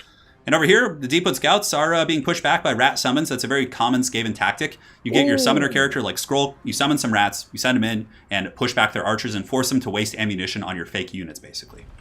And you can see here on the far left here, we got a nice charge into these Skaven slave spears from the Wild Riders, who are now recalling retreating from that fight. And the Deepwood Scouts got a pretty nice volley into those Skaven slave spears. But again, they're Skaven slaves. It's what they're it's their job. It's what they're bred for. The right flank is really where the big damage is. And that's kind of, just like you said, it's a scrappy fight. This is going back and forth, just kind of trading blows here, getting little bits of health chipped off of each other's units. Ooh, Arrow Kernels knocking into the Zap and destroying the last of its engines. Now, there still is a full other Warp Lightning Cannon online, which is quite strong for sure, but that's a pretty big win there for Lotus Moon, being able to finally get rid of that more powerful artillery piece that's doing pretty well. Look at this. Praevanal Thrama on the Dwarfing Menace. Oh, it's getting focused. Lower its missile resistance, and they're all going to be focused now by those Deepwood Scouts with Swift Shiver Shards. The one thing that's nice for this Skaven, though, in this position is that the Dwarfing Menace, or Doom players in general, have pretty good armor, so you can notice that even two full saturated just direct hit volleys with a negative modifier didn't even really do that much damage, and the Dwarfing Menace didn't lose a single model. It's going to be able to pull back. Now, had those been Waywatchers, this Dwarfing Menace would pretty much be deleted from the game. Its source code would be sent to another, something or other. But in this case, the Dwarfing Menace, was able to survive. Mortars are online. Skrulk is pretty healthy. And honestly, the Skaven are holding pretty well. It's really going to come down to Lotus's ammunition conservation. Well, what I will say about that move with the Praevanal Thrama is that it did allow those Deepwood Scouts to stay in place. So Crabling was able to get a lot of volley shots down onto those Deepwood Scouts. Take a look at that one in the center. It's almost completely dead. Yeah, it's gotten wrecked pretty good. Those mortars are so damn good against Wood Elves and Elvish factions. Anytime you're expecting powder play or archers, it's just such a game winner. Right. I mean, it does so much damage to light armor. It's got a great range of 250, so it's going to be able to pretty much match, or if not outrange, any of the any elf ranged unit. So it's got a really great functionality there. Nice heal in the back there onto both the Glade Lord and the Spellsinger, trying to help him out a little bit. But did you notice that explosion? So as the Spellsinger of Life overcasted it, it actually damaged itself as well, which kind of mitigates some of the healing for at least itself. Skaven artillery still online, still functional. There are two pieces. The Arrows of Kernus have done some pretty good value, and this is actually pretty big for Lotus. He has gotten his Deepwood Scouts in range to actually threaten the mortars, because the whole time the Skaven were doing a really good job buffering. Skaven slaves and summons were kind of keeping them back. Another Arrow of Kernus coming in. There's only one Warp Lightning Cannon left, and this is where even though the Skaven are ahead on the bounce of power, there's less and less things that can really help deal with the dragon and the big monsters as they lose their artillery. The mortars are down to 4 units now, or four people in the unit left. Yeah. Like you said just a second ago, they're just getting chipped apart little by little. And here comes another Praevanal. Yeah, Praevanal Thrama is going to be going down to the Ogres here, and probably a Breath Attack from the Glade Lord Dragon is going to go. And big old Toxic Forest Poison Breath did not do that much damage, and that's largely due to the fact that the Dwarfing Menace and some Skaven summons were able to actually descend here on the Deepwood Scouts and shut down their firing angles, which is very strong. Yeah, those flares are really, really good against Wood Elves, because you can also use them as a high mass blocker against the Wild Riders, because Wild Riders lack AP, so the high armor on these Doom players is really, really strong. Yeah, absolutely. And just the Dragon of Monarch Butterflies was able to push out those Rat Ogres, which just now are kind of coming back here as they run in range of Skrulk back there. And that's really rough for Lotus, actually. A Liber Bubonicus going down on the Glade Lord. But again, Skrulk is also getting quite low. It looks like the Pigeon Caster here, the Spellsinger of Life, should actually be able to shut down the Warp Lightning Cannon. And the mighty Eagle's Claws come in and claw The down Eagles the last... are coming. The Eagles are here. I was just like thinking, I feel like Skaven slaves are like the reverse Uruk-hai. They're like bred for one purpose. That's just like just to suck and just get beaten down. You know? Are they Uruk-hai or are they just like? Well, they're not Uruk-hai, but they're bred for one purpose. Mordor orc, you know, just like man flesh, like those guys. Like that's the Skaven slave. Well, I mean, quite literally they are in a literal sense, but in terms of being bred for one purpose, you know, and just like being terrible sacrifices. My fighting Uruk-hai. Yeah. It's still, you know, a close game. Even though, you know, the Skaven are pretty well ahead in the bounce of power, all it takes is like this Glade Lord to just sit, get some healing, snipe Skrulk, and suddenly the bounce of power is going to be back probably in the favor of the Wood Elf. So Crabling needs to be very cautious. What I would probably do with Lord Skrulk, if you can, is hide him behind some Rat Ogres. So you get the Ogre set up, you hide Skrulk behind him, and then the arrows from the big sniper lady up in the sky will actually be wasted and shoot into the Ogres most likely. But yeah, Skrulk's probably going to go down from this, to be honest. But I guess the I totally agree with you. I mean, yeah, what's his HP? He's got about 1,700. And yeah, look at that Glade Lord. Still has 16 shots. That's going to be plenty to get that rat down. The real hero of the fight that we haven't talked about, though, is Ikit Zap Zap's crew, which is taking on the Waystalker in a one-on-one fight. Look at this. How'd they do? Oh, they got about 5% HP off him. Look at these proud rats of the Under Empire just skirting. Their combat stats aren't really bad, actually. Look at that. They have 22 melee attack, 22 melee defense. Like, that's almost like Clan Rat tier strength. Yeah. I mean, hey, you know what? You got to have some competence to fire Ikit Zap Zap. You don't just go to town on that thing. Dwarf Menace, though, going in for the Waystalker, getting a little charge onto him. And it looks like that Rat Ogre was trying to come in as well, but they just recalled the last second. And, the Glade Lord's just plucking shots into Skrulk. That was a massive chunk of damage. I think the Skaven have to, like, centralize their army, because if they stay, like, spread out like this, they're going to start getting picked apart pretty heavily. Right. And that's the Wood Elf's thing, right? But Wood Elves have, like, almost no ammo left. They have a little bit on the Deepwood Scouts here, some over here. But yeah, for the most part, 3 Deepwood Scouts have been fully shut down. They have 2 that have a tiny bit of ammo left. There's a lot of Rat Ogres, a couple Doom players. But yeah, is Skrulk Daddy going to be able to survive? Probably not. I would imagine he's just going to kind of use whatever magic he has left in the fourth quarter here. Well, honestly, like you said, like every single time that the Glade Lord can get a sufficient shot off, it's such a heavy chunk of damage off of Skrulk. Yeah. And as soon as Skrulk starts to waver and there it goes. Look at that. Look at that health. He's up there. 586. I mean, yeah, he doesn't like this at all. Oh, and a big breath attack on the blob here from Lotus Moon is going to be hitting those Rat Ogres, applying poison. I believe it does apply poison, the Forest Dragon Breath, but something I'll have to double check on. But yeah, honestly, it does. It's looking like this is going to be a Wood Elf victory. Like the Glade Lord up in the sky, and just like we said, like you got to deal with the Glade Lord, because in the late game, she can sit, she can snipe this Skaven Lord, and really just get in there and terror out everything. Because Rat Ogres do have Frenzy, which does make them immune to Psychology, but once their leadership drops below 50%, they are no longer immune to Psychology, and they can basically just get routed off. Did you say ratted off? Ratted off? No, I did not, but I should have. Ratted off the board. Yeah, it's really, I think that Lotus Moon played this right. Like, he brought the second Waystalker.Maybe the intention was to counterplay artillery. I think it was. But he did a good job of taking the Glade Lord and nonstop juking, right? Running in circles, running in circles, running in circles, so that both of those siege engines the entire time were shooting at the Glade Lord, and majority of their shots were not making contact. I mean, the Glade Lord still doesn't have the most health, right? It's got 1747 left in its HP pool, but it was enough to allow them to get the Waystalker and nice little Prey of Mouth. That was really good, because it keeps the Rat Ogres from getting over to this big kind of cataclysmic fight over here, because they could have been the deciding factor that really crumps some of those Deepwood Scouts. And really good breath attack as well. Another breath attack, man. Yeah. Those are some good breath attacks. The Doom player is able to actually finish off or at least break the Waystalker, which is nice, but the Ogres are probably going to get terror routed here. You can see instantly they're broken and terror routed. And Lotus Moon pulls ahead in the game once again, in a game in which it looks like Crabling was winning, but he immediately knows at that point it's over. And that's, for anyone who's an Elf fan in chat, I think you found your champion for the day. Lotus Moon's certainly a very proficient Elf player here. Those pointy ears just doing the work there. And yeah, I just think it really came down to Lotus Moon using that micro on the Glade Lord. I think that was the biggest thing that helped him out the most, because he pretty much tied up, well, what is it, 1,100 points on the Ikit Zap Zap and 900 on the Warp Lightning? Yeah, it's. I think the base Warp Lightning is a little bit more expensive. I think it's more like 1,300 and 1,100. I can't quite remember off the top of my head, but it's something in that ballpark. So $2,500 worth of points. Yeah, value worth US of points. Dollars. US American Skaven dollars. Yeah, good being old mullet locked money. down rather than being able to shoot onto other things. So I think that was a big thing. And as well as using, like you said at the beginning of this fight, the Wild Riders are so strong in this matchup. And they really, they pulled so much damage out of this, right?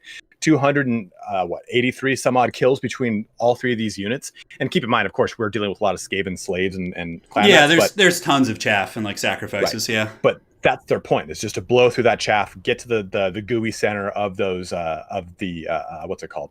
The warp lightning cannons and the poison wind mortars. So a lot of really great plays there. Metaphorical Skaven lollipop, yeah.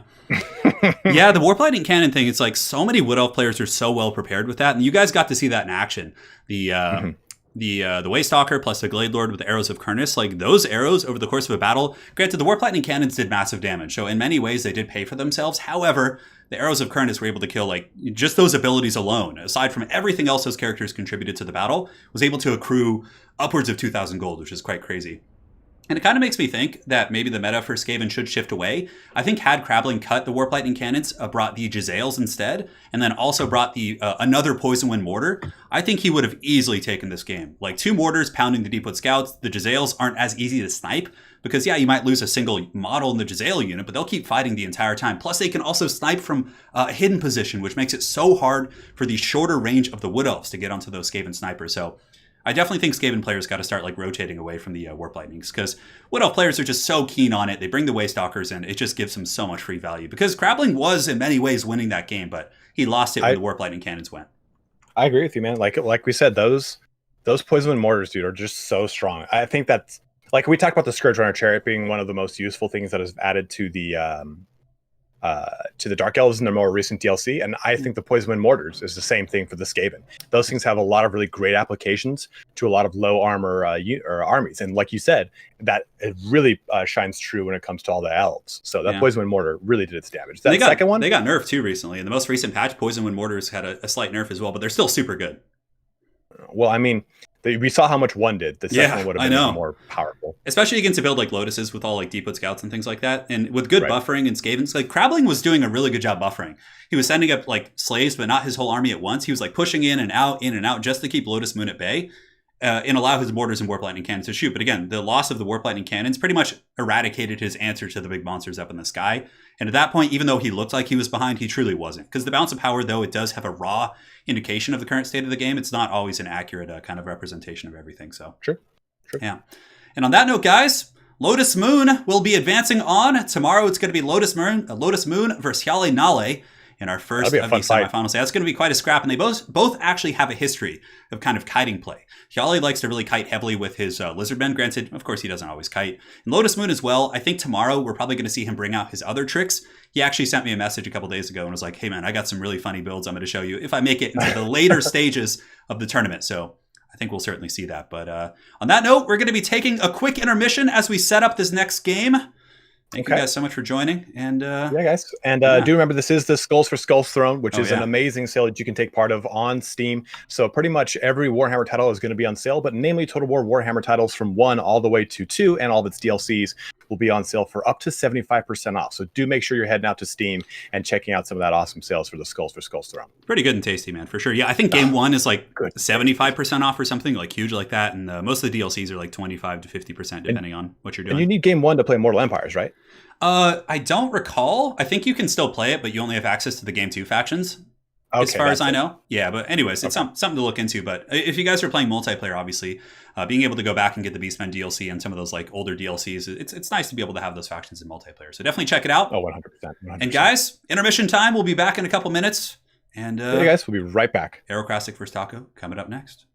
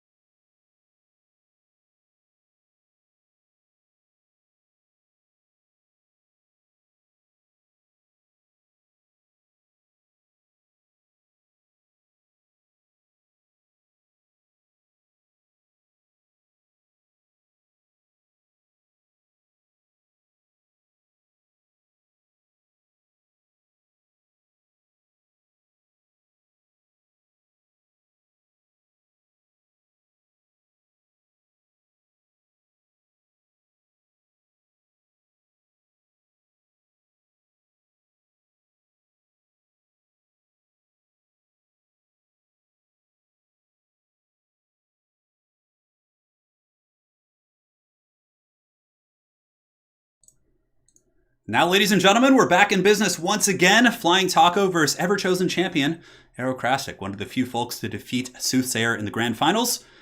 Yeah, I think it's time, man. Let's get this party started, get these players good to go. Any predictions? Well, we have Aerocrastic on Empire, and we've got Flying Taco on the Tomb Kings. And this is a pretty interesting fight here, because Tomb Kings have access to a lot of really great, cheap cavalry, as well as chariots, and like you said, chaff. So they have a lot of ways to kind of absorb or at least threaten the artillery that you can get from the Empire. But at the same time, Empire has a lot of access to some scary flaming attacks in the Empire Blazing Sun, the Knights of the Blazing Sun. Yeah, Knights of the Blazing Bro, as they're often called. So we should see a lot of really fun play from the cavalry on both sides, as well as some interesting chariot action coming up from Flying Taco. My prediction is on Aero taking probably 2 or 3 units of Knights of the Blazing Sun, supported probably with a Warrior Priest, maybe even a Lord on foot as well. You just want the Warrior Priest. Yeah, of course. I want a bald representative on this map. You want to be represented in the game, yeah.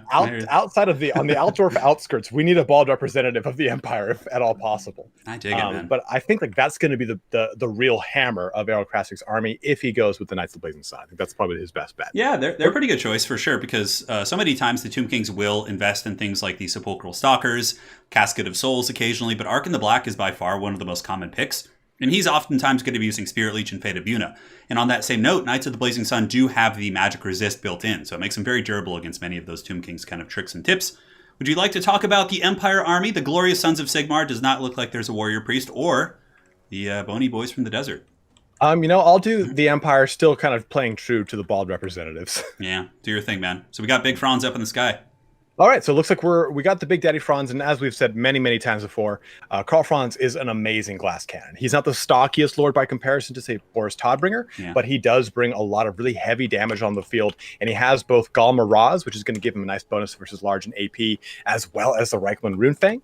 Then across, we've got a nice center core of state troops. It's all you really need against the skeleton armies here, followed by, what's in the back there? That's 2 units of Knights of the Blazing Sun, supported with a unit of Empire Knights, another cheap but really strong cavalry unit around 800-900 points, with some support from 2 units of Outriders, and one with Outriders grenade launchers, which are actually going to be pretty good in this matchup. And you can correct me if I'm wrong there. Outriders with grenade launchers work well here, right? Yeah, they're really good. They have high explosion damage, really good against light armor, so they're not good against the Tomb King's constructs, but you do end up using them against like Tomb Guard, Skeleton Warriors, any of the supporting kind of cheap infantry of the Tomb Kings. So yeah, they do an outstanding job there. And that's kind of the thing with the Empire in this matchup.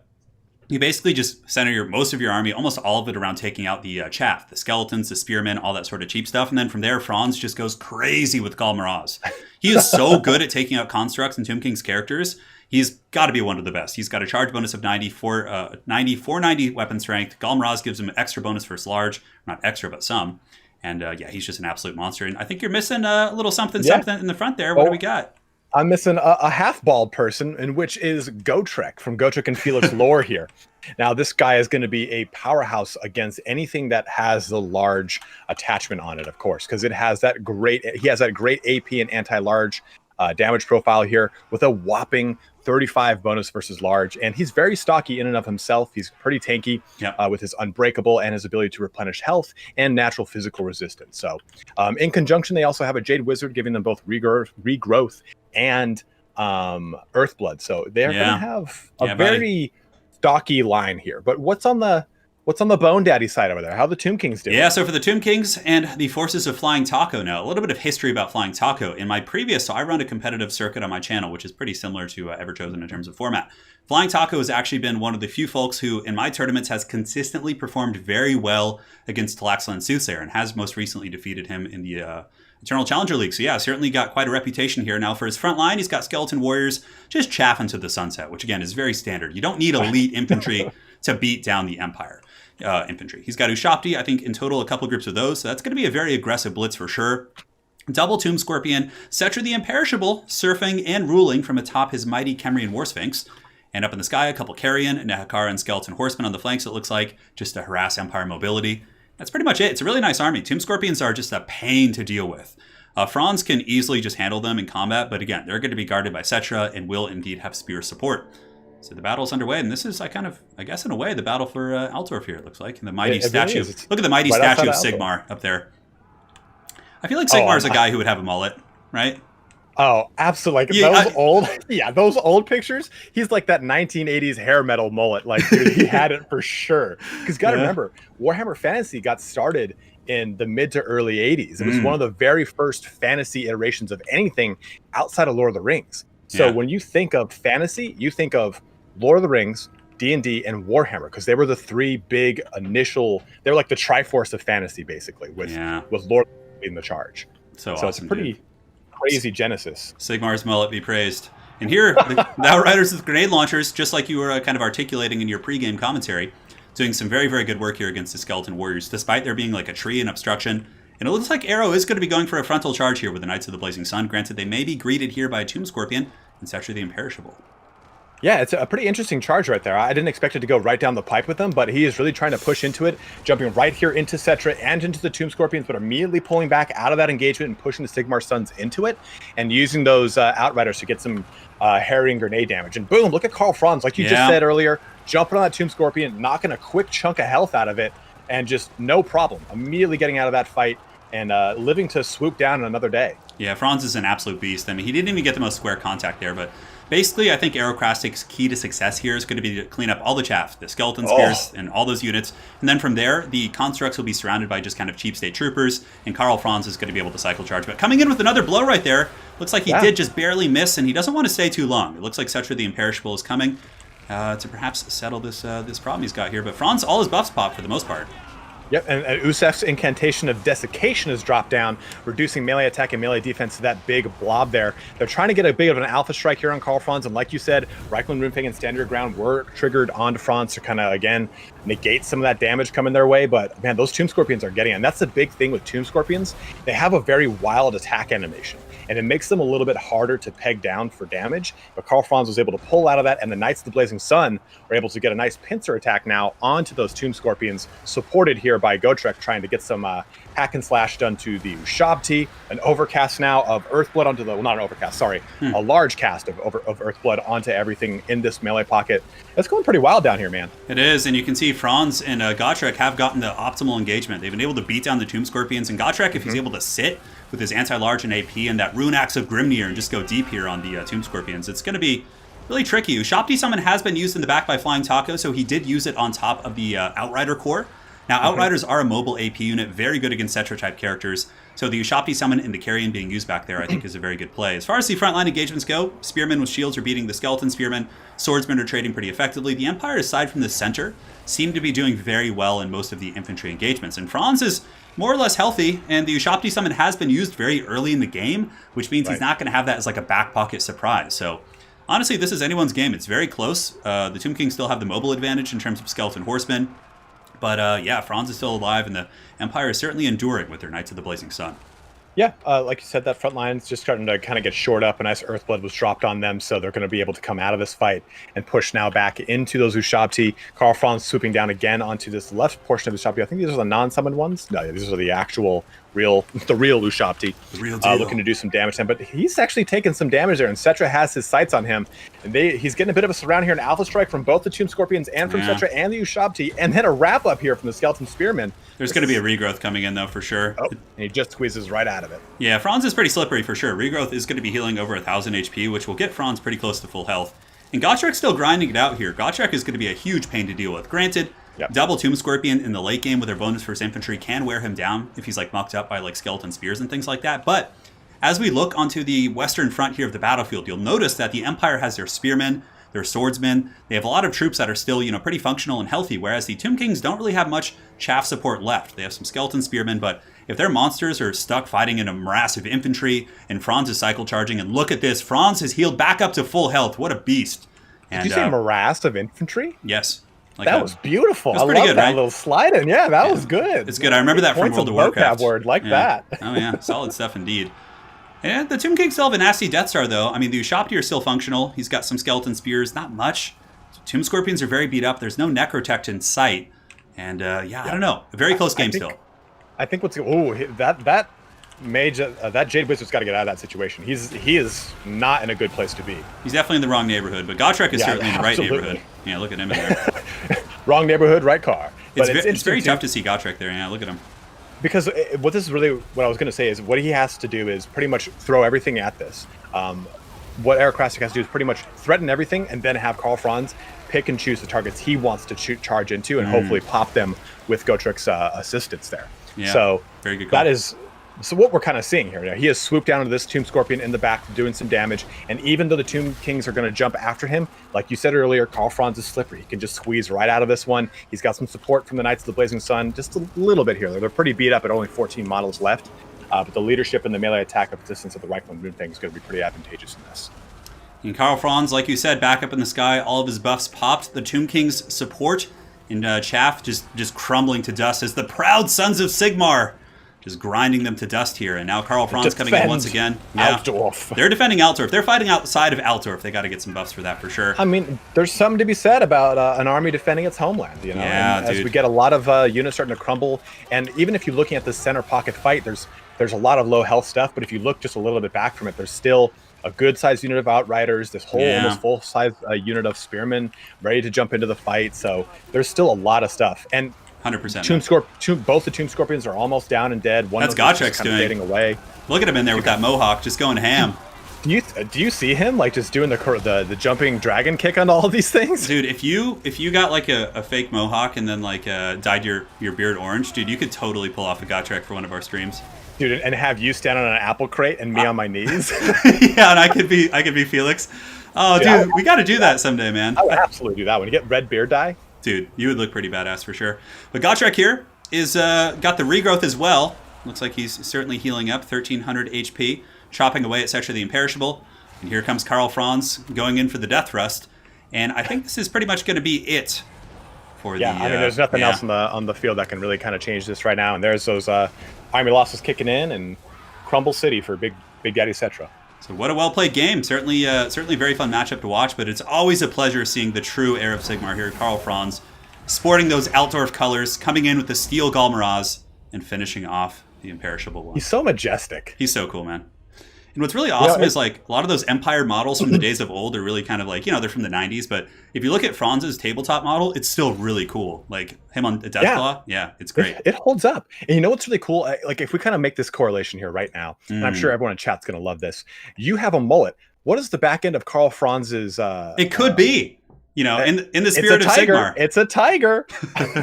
That would be pretty crazy, man. Yeah, who knows? That was a really close match. You love yourself with Karl Franz.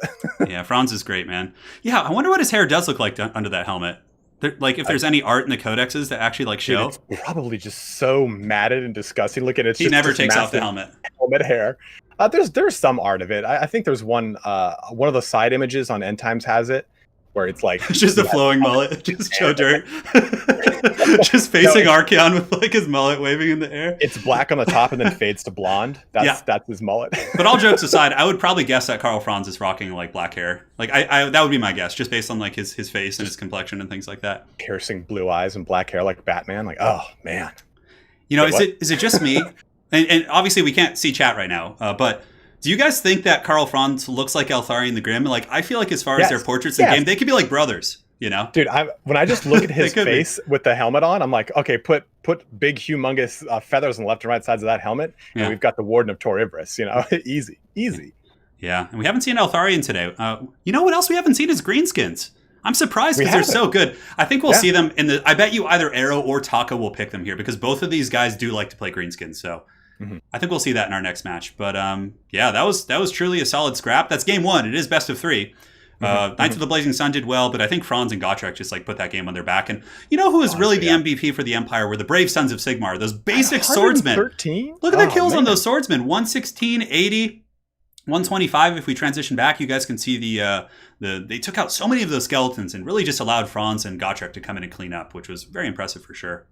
They held the front line, man. They held the line like they're meant to do. That's what the state troops do. And said this at the beginning of the fight, that you don't need much to fight against the Tomb King's front line. You just really need state troops, and they really did their job. They did really well against all that frontline chaff.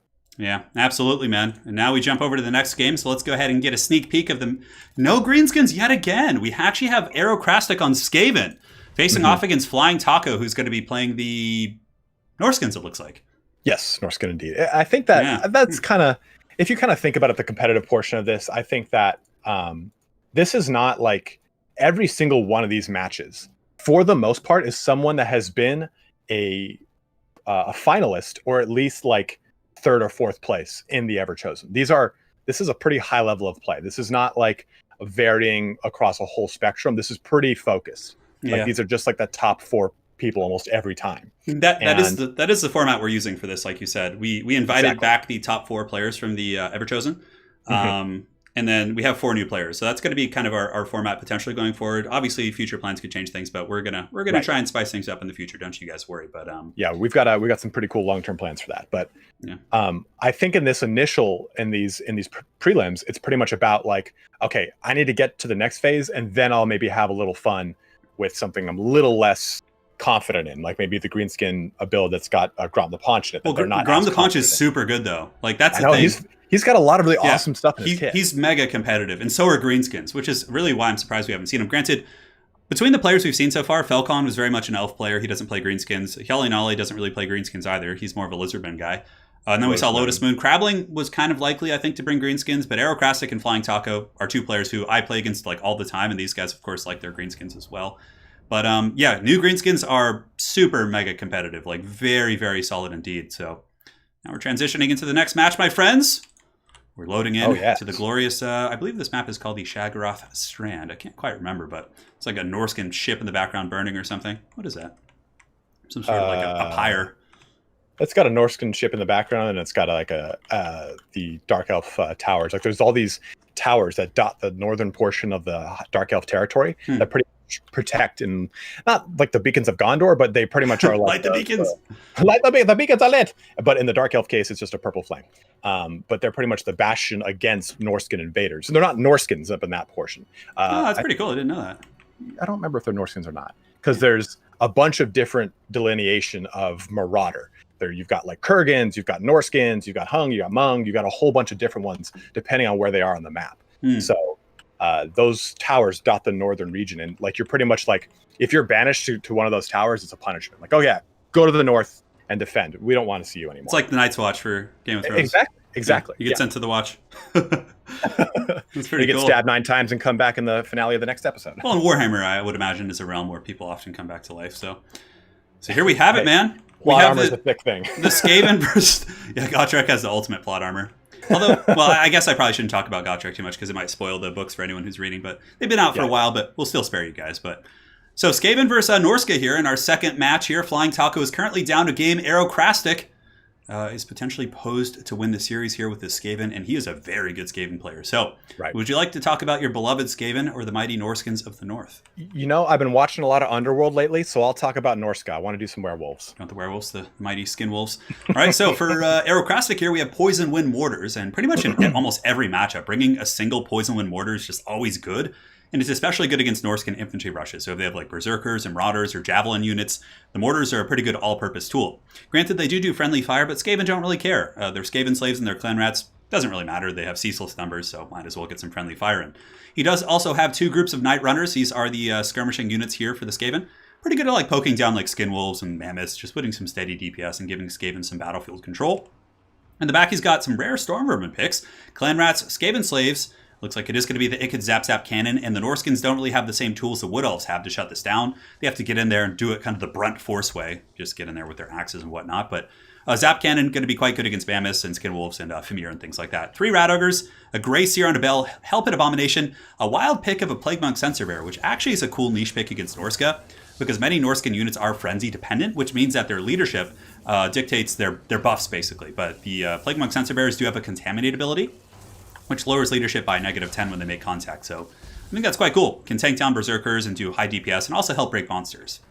That's pretty much it, man. Let's look at some of these Norskins. We got some mighty werewolves back here. Yeah, should be good. Yeah, we got quite a few werewolves too. So we have a total of 4 units of Skin Wolves. If you're looking at the Norskins, the right flank are the armored Skin Wolves. We have the Maws of Savagery, the Regiment of Renowned Virgin, which has a way higher armor. Also I'm sorry, not way higher armor. I'm thinking of something else. AP I'm values? thinking of the non-skin wolves. But we get the AP and anti-large on these guys as well. We have the regeneration on skin wolves in general, which is amazing. For any of you who are new to the game, then regeneration is going to be something that's going to passively regenerate their health, as well as make them weak to fire, just like the typical kind of D&D style of troll style regeneration. Yeah. Now, we also have 2 units of Marauder Berserkers, a front line of Marauders, as well as both Throg on the far right side. Oh, the Troll King. Now, the Troll King doesn't have his vomit, nor does he have the Troll Crown. It's just bare bones Throg, which I don't think is very terrible in this situation. But what I can see here is that Flying Taco is planning a lot of large play. He's planning for a lot of Rat Ogres. He's planning for a lot of Hell Pit Abominations. You can see in the very back, he's got 1 unit of Marauder Hunters with Javelins, and that's what their focus is going to be, bringing down any of those bigger, scarier units from the Skaven line. Absolutely. The question I have for you, how do Rat Ogres stack up against Skin Wolves? So in a vacuum, Rat Ogres will do quite terribly. If you just put them in a gladiator pit and, have them fight to the end, the Rat Ogres will lose pretty bad because Skin Wolves will heal through a lot of the DPS of the Ogres and also do have anti-large, so they have a huge advantage there. But Rat Ogres are usually, they never fight alone. You oftentimes want to be saturating Rat Ogres on top of Skaven Slaves because then most of the Skin Wolf attacks will be on the Skaven Slaves and the Rat Ogres are able to punch back. But the reason why you bring Rat Ogres for Skaven is, of course, they hit relatively hard. If you look at their weapon strength, it's 83, and they have a good charge bonus, but they're really good roadblocks. They have high mass, which means that chariots and Famir and various monsters can't just push through your army. Yeah, look at that. The Rat Ogres just punching through those Marauders. My goodness! Exactly as you said it, they just punch right through them, dude. Yeah, I mean, they do have, 83 weapon strength and a charge bonus of 50, which is pretty massive. And the Chaos Marauders here, or Norskin Marauders, really getting wrecked quite badly, and the Warp Lightning Cannons here for Aerocrastic are really tearing into the Maws of Savagery, man. We got a pretty good start here for the Skaven, I would say. Although, health already. Oh no, look at the Rat Ogres. They're getting caught. They're going to get jumped. And one thing that we talked about with regeneration, so as long as this unit doesn't lose any models, so when I say models, I'm talking about the total amount of models in the actual unit itself, the number of little actual characters. So if it stays at like the total max it had and it regenerates, it'll come back to full health. Nice. So by losing those models, it will kind of reduce that max effective health. Absolutely. Oh, here you can center see line when we got the Skin Wolves jumping fight, onto the Greyseer of Plague. Yeah, the Greyseer Plague here is going to be dropping some Clan Rat summons and trying to hold the line with its Storm Vermin. And Skin Wolves don't have the best AP values outside of the Maws of Savagery. You can also see the Poison Wind Mortars are friendly firing a little bit, but it's honestly probably worth it because they're hitting the Marauder Berserkers. And it seems like the Skaven are defending their lines pretty well. Granted, Flying Taco has gotten his Miststalkers. He blitzed through one of the few areas in the army where the Skaven did not have any mass. And now if these Miststalkers can actually shut down the Ikid Zap Zap cannon, that could be a huge, potentially game-salvaging play. But Aerocrastic is very quick to respond. Yeah, Burning Head going down and take a look at that Burning Head ripping down into these Clan Rats. And we've talked about this before, but the Burning Head is going to do a lot of damage to the Skaven here because they have a lot of light armor.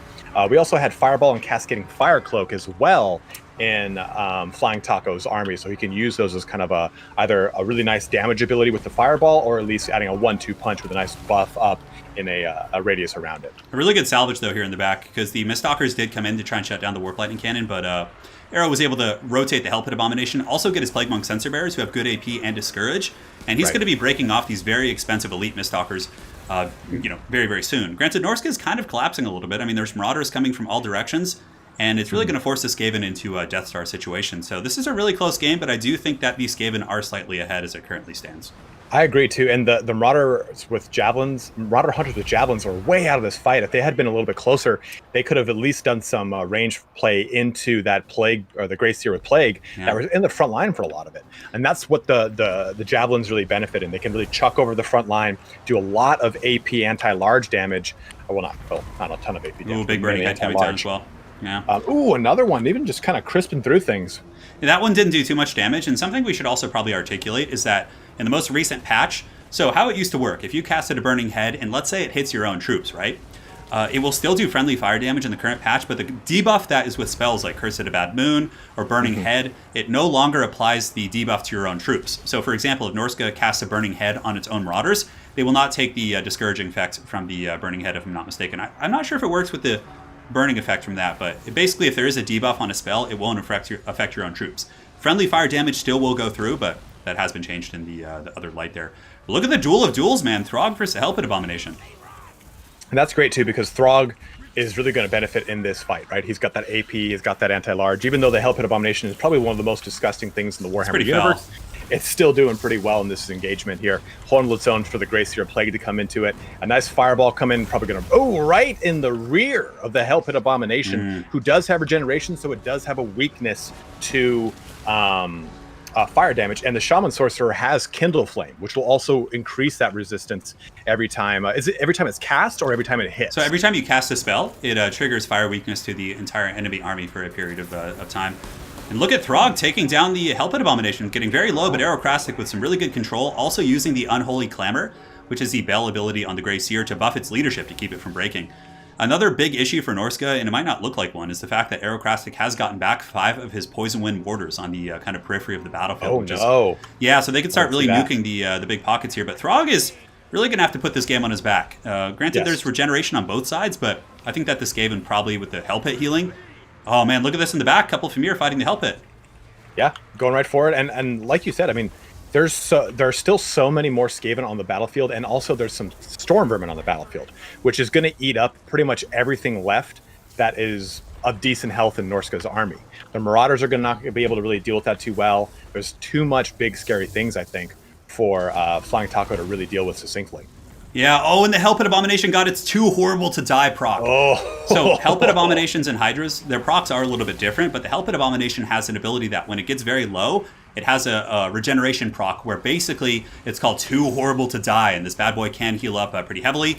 And now the mighty Troll King is surrounded. The King Theoden Troll stands alone, and there's certainly not going to be any Norsk and Rohirrim coming to rescue him as the Hell Pit slaps the base and takes him out. And that is going to be a 2-0 victory for Aerocrastic, man. Wow, well, nothing but 2-0 games here today. It's been pretty... And they're all like really top tier players too, and Arrow's certainly out for blood. Those were some great games. Yeah, they've not been, like you just said, they've not been one-sided games. They've been very heavy back and forth, and that was a pretty... I think Aerocrastic's build here worked out really well against Flying Tacos. I can see where Flying Taco was trying to go here with a lot of pressure from the Skin Wolves and threaten into perhaps a double Hell Pit Abomination or into those Rat Ogres with those Skin Wolves. But I think that his front line couldn't match up to pretty much anything for the most part for the prolonged period of time. The Poison Wind Mortars were able to chew through so much of his Marauders, and the Marauder Berserkers weren't able to get the true support. I mean, they got 103 and 33 kills, but it was just pretty much against like Skaven Slaves and Clan Rats. Yeah. The Storm Vermin and the Plague Monks, they anchored Aerocrastic's I was surprised at how well those Storm Vermin did. I mean, they held the entire time, but I mean, if you look at the Norscan army, there's only like one unit in the entire army which is good against armored infantry. It's the Miststalkers. And the Miststalkers were forced into a heavy push into the back line to try and take out the Zap Cannon in kind of a bit of an act of desperation. Then they got fully surrounded, just beaten down by the Ogres, the Hell Pits, and also discouraged by the Plague Monk Censor Bears, which I thought was a super awesome, like, I would never think to bring Censor Bears in this matchup because I'd be like, they're going to get beaten up by like Javelins and Hunters and Berserkers. They'll take too much damage. But having one is like a discourage piece to sweep your back line. I think that's pretty masterful for sure. You said discouraged, and at first I forgot the actual mechanic. I'm like, it just really upset them. Really hurt his feelings. really just downtrodden. And it was pretty interesting too, because I was watching that back line from Flying Taco, and he had Skin Wolves running like amok. Parallel. Yes, very much so. Like they were in a really good position to threaten into Ikit Zap and pull some effort off of the front line, and he just kind of went all in on the front line from the rear with his Skin Wolves. I was pretty surprised at that. I was expecting him to use those Skin Wolves into Ikit Zap, and I think because he didn't, like you said, it forced that Miststalker to have to pretty much bully down the line to try and shut it down as best it could. Yeah, the Night Runners were also very useful there too. They survived most of the game and really got a bunch of not heavy DPS, but good steady DPS into the Berserkers, into the Skin Wolves. And I really thought the 4 Skin Wolves would be more effective against the Hell Pits and the Ogres, but Arrow did such a good job summoning and buffering with his Clan Rats and really kept that Warp Lightning Cannon firing the entire battle. And each shot that thing rips into a Skin Wolf. And you made a really good point during the battle. You mentioned that. Of course I did. Of course you did, yes. You made a really good point in articulating that a regeneration unit, unless like you have like Invocation of Nehek, something like that regenerating unit, isn't going to resurrect models. So each of those Warp Lightning blasts from the cannon takes out models from those units and permanently kind of lowers their combat effectiveness, and they can't regenerate that back. So big, hard, kind of explosive DPS on those units is really effective. And yeah, the Warp Lightning cannon just couldn't get shut down, and I think that was the death blow to Norska. And you know what? I think it's time. I think it's time for a show match. Are you feeling it? A little show match action? Because since we haven't seen greenskins and they are new, so basically how it kind of works here on the back end is we did a bunch of show matches where it was basically the casting crew, so myself, ItalianSparticus, Lore Master of Sotek, and Party Elite played show matches against Creative Assembly employees. So a little bit of friendly competition there, but I think we should. Is it really friendly? I mean, we don't really like it gets a little hostile. We just go for the throat. It gets real nasty. And when you see what my opponent picked in the show match, you guys will know that he truly meant business. So I think it's time. So we'll jump over, show you guys the bracket for the day, just kind of recap everything we've been through so far. So in the first match of the day, we had HjalleNalle actually winning 2-0 against Falcon in a very solid series. And there we had Lotus Moon defeat Crabling 2-0 as well, and then Aerocrastic with a 2-0 victory over Flying Taco. So of the 3 series we saw today, what was your favorite of the bunch? Was there anything that really shocked you or really, play styles you enjoyed? So I think since Falcon's like a bit of my multiplayer mentor, it was surprising to see him get 2-0'd. I would have liked to have either seen him win, obviously, or have a win in there. I was surprised to see that happen. And I think it really came down to that Dark Elf match did not go out as well for him as his Lizardman one, even though he took the Dread Saurian, and that was again a bit of a choice of the people, a champion of the people type of move. It was an upset to me to see my master fall, and yeah. I think that was probably my favorite of the series so far. But I'm also really excited for Hadras and Loxlon Soothsayer, because Hadras is an amazing player. He's been in a lot of both of our tournaments, and Turin mentioned this earlier. On Turin's YouTube channel, he has the Eternal Challenger League that he runs. You're on the 5th season now? Yeah, season 5 or 6. I can't remember, dude. I'm getting. They all blur together these days. They honestly do, man. They honestly do. Yeah, I think it's season 5 though. Yeah. And it's a very similar format to this. It's an open format in which you can just join in. And Hadras has really made a name for himself, kind of pushing through those tournament brackets on both of our ends. I run the Warp Stone Cup, and Turin runs the Eternal Challenger. So if you do want to see more of this, you can definitely jump over to Turin's YouTube channel and see some of that. But I'm excited to see how Hadras goes up against Soothsayer, who has won 2 or 3 previous Everchosen. 2, and as a matter of fact, Soothsayer actually just played him a big tournament I held. It had over 70 really competitive players in it, around 70 give or take, and he actually just won that too. So he's coming off the heels of a solid tournament victory. But now it's time, just about. We actually, one sec, gotta change one setting real quick. But we'll be jumping into the show match, so I'll host a lobby, and we'll get you joined in there, and then we'll be good to go, man. So it's gonna be my greenskins facing off against Duck. So CA Duck's Vampire Counts. It's gonna be Grom the Paunch versus Helman Gorst. Do you have any predictions about that glorious duel of duels? And have you ever seen a Gorst tabletop model, by the way? No. Did he have a model in tabletop? Gorst? I don't remember, man. Like, I don't really think that Helman Gorst had a model. I don't even know. Yeah, maybe somebody in chat could perhaps answer, but... honestly, Helman Gorst, I don't remember having much of anything. Like, Helman Gorst, I think, was just only a... what's it called? An entry in the army book. I don't remember him having a model or rules or anything like that. Yeah, copy that. No problem. So we'll see if Gorst can take on Grom the Paunch here. So as far as this match goes, since we are doing it remote, we'll probably have to have you jump on the stream and watch it from there, because obviously we can't do this through like lobbies and things like that. Yeah, sure. Go for it. I'm watching the stream right now. Perfect. And if you guys are tuning in here, of course, just now, this is obviously the Everchosen number 6, and we have running this in conjunction with the Skulls for Skulls Throne sale that is going live on Steam right now. You can pick up Total War Warhammer 1, Total War Warhammer 2, all of their DLCs upwards to 75% off. So do make sure you head on over to Steam and check out some of those awesome sales that are going. You'll be able to take advantage of the most recent DLC to come out, the Warden and the Paunch, which is showcased right there by Grom the Paunch, looking beautiful. Oh, look at the goblin feed him a shank of meat. We got to show people this. This is like the best animation in the entire game. Here we go, my lord. Dude, look at him just get that thing going. Man, that is serious business. You know what I thought would be really fun would be have like in the honor of Grom the Paunch's DLC, to have like a YouTuber hot dog eating contest or something for like charity. But anyway, something to discuss for another day. Why would we do something like that? You and I. So you mean you want to watch the people? No, we would want to watch you and me just smash hot dogs. We would not just us.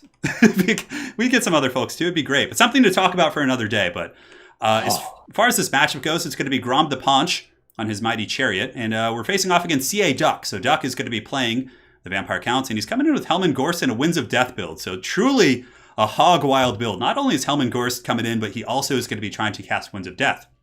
Now, as far as my army goes, we got some Savage Orc Biggins in the front line, and this is actually a build that was given to me by Aerocrastic. So I was playing, I was playing this matchup a little bit. I normally bring like double giants and things like that and play more of a monster build, but Aero and I were discussing the build like a week prior to this, and then I found out Duck was playing Counts, and I was like, good, Anakin, good. So it's Savage Orc Biggins. We also have 8 Peak Loonies, and Savage Orc Biggins are so solid. 46 weapon strength, 48 melee attack. They hit like absolute trucks. They can deal with Cryptors. They hit hard enough to actually put a dent in a Graveguard. They deal with Chaff really well, can fight the monsters, and are immune to Psychology while Frenzy is present. We got Orc Archers in the back. Yeah, physical resistance is going to negate the fact that there's very little access to magic damage across the Vampire Count's front line. Except with him, he actually brought Winds of Death with Helmengorst. Never mind. Which is going to be My wild. My comment is null and void. So a couple base Trolls in the back, and Trolls actually have a really cool synergy here. So you stack them on top of Goblins. It's kind of the same as using Rat Ogres with Rat Ogres with Skaven Slaves. You put the Goblins first, you charge the Trolls into like Black Knights or Blood Knights, and with their huge AP values, they can actually drag them down. Plus, a really cool new synergy with Grom the Paunch is the fact that the Mighty Paunch himself actually does give immunity to Psychology to nearby troops. So if we look here, you can see he has Language of the Boys, and he gives melee defense and leadership to all those bad boys, which is really nice for your Trolls and Goblins and things like that. Look at that banner. That banner is ripped directly out of the army old book? original model of Grom the Paunch. Like, that is so sick. The Hype Goblin, I think, is the coolest thing about Grom the Paunch, though. Like the little goblin that just like lives on his like his banner there. Yeah. Doesn't everyone need a Hype Goblin in their lives? Like, I feel like everyone needs that for themselves. You're just going into a job interview. He's just like standing outside the door, like waving his arms and screaming. Hands you meat. Hands you a shank of meat, a mutton chop to just eat. And now we have the Giant River Troll Hag, another one of the better models here in the DLC. She's currently sniffing her giant sack of various meats, and I don't want to know what else is in there, but probably some goblins as well. But yeah, she's great. She's a Deathcaster. She has a slow Spirit Leech, and that's it. So for the army of my opponent here, the Great Duck, he's got Graveguard with great weapons, maybe expecting some Black Orcs. He's got Cryptors, a single Banshee, which is very tough to kill for the Greenskins because it is ethereal. It's got some Cryptors, and we'll just let this battle get going. Now, a quick lore tidbit that I wanted to kind of ask you about. Obviously, Grom the Paunch, I don't think he was always this massive. How did Grom the Paunch become such a big, thick goblin? Because for anyone who's watching, maybe hasn't seen Total War, Grom the Paunch, this character, he's a goblin. He's like, came from the same stock as these other characters I have. How did he get so big? Well, KFC Family Buckets played a huge part of this. So of an additional sponsor of this, no, I'm just kidding. Grom the Paunch, Grom the Paunch actually ate a piece of troll meat.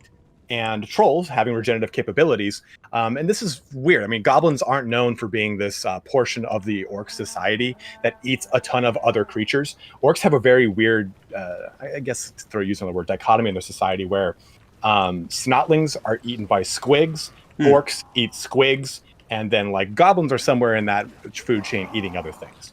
And then the excrement is actually what produces more orcs. It's a very weird situation. But Grom ate this piece of troll meat, and it was able to kind of regenerate into his stomach and gave him an unearthly hunger. So he's constantly eating and getting fatter and fatter and bigger and bigger. And the troll meat is essentially like constantly regenerating everything inside of him and making him bigger and fatter and huger and more disgusting. That's so awesome, dude. And he has, I think he has staples on his stomach. Like, woof. Yeah, he's got staples there, it looks like. Yeah, it's pretty serious stuff. I think that's one of my like favorite lore pieces like ever. But nonetheless, the battle is about to be underway. My Orc Archers are going to be shooting at Cryptors mostly, and the Savage Orc Biggins will 100% tear apart that front line. Grom the Paunch going to be leading a charge here against the Cryptors, breaking their charge actually, and then from there, the Savage Orc Biggins are going to be crumping some of these gits for sure. Of course, they're very squishy themselves, but if they get a good charge like that, it's going to be very, very strong. Look at that, man. The Savage Orcs are just so good against the front line of the Empire, or not the undead Empire of Vampire Counts. And, nice Winds of Death right there. It actually wrecks my 8-peak loonies a little bit. Yeah, I totally forgot about that. But as far as the frontline fighting goes, this is a great situation. The Biggins are tearing apart the Crypt Ghouls. We also have thrown some Fanatics, so the Wild Goblin Fanatics are tearing through the Graveguard and Black Knights, doing so much work. Man, those guys are so awesome. And you can see this in the Black Knights are good in this matchup because they quote unquote have anti-infantry. Yeah, not if they're left in sustained combat, but if you're like cycle charging and harassing, they're a very cheap, annoying tool for the Greenskins. So the wah has been sounded in the valley, and the trolls have surged forward. And you can see the River Troll Hag going to be spirit leeching the Banshee as well. Currently, balance of power is very even. And here it looks like a big flank overload coming in. He's got Crypt Ghouls, he's got some Black Knights, but we have Nasty Skulkers and Goblins holding them up. And It's looking like a pretty wild fight, man. But what do you think about Helman Gorst here, about his performance so far here in this battle? Let's go ahead and watch. The Gorst is beautiful, but right now he's getting focus fired by the dreaded Goblin firing line. No, that's an Orc fire. That's no mere Goblin firing line. It's Savage Orc Air Boys. Those are no mere goblins. So and it's just going to town on the Gorst. Like, look at his health just getting chipped away. Every single volley. He went from full health at the beginning of you asking that question. Now he's down to half, and he's going for it, man. Like, look at him really just throwing it. And oh no, the Savage Orc Biggin's jumping in there to wallop on the poor Look at all the arrows and like the heads of the zombies there.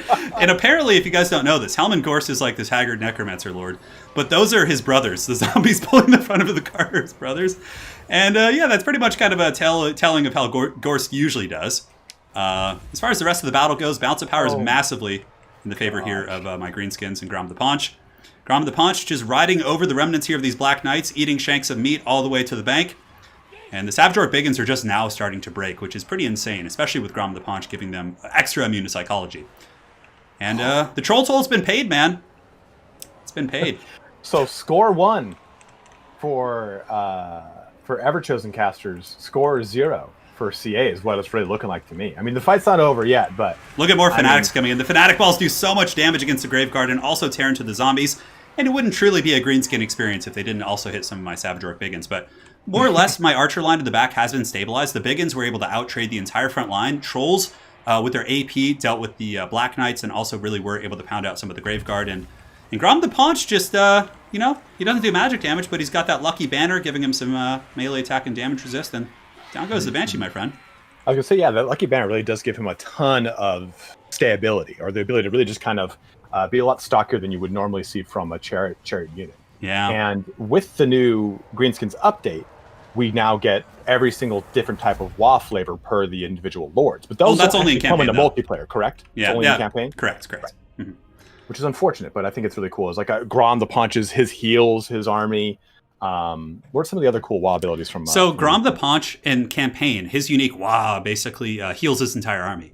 Grimgor, his unique one, gives your entire Greenskin army like a massive damage spike, much more than the other Greenskin lords. Gives them like huge weapon damage and melee attack. So Grimgor's is just for like punching people in the face.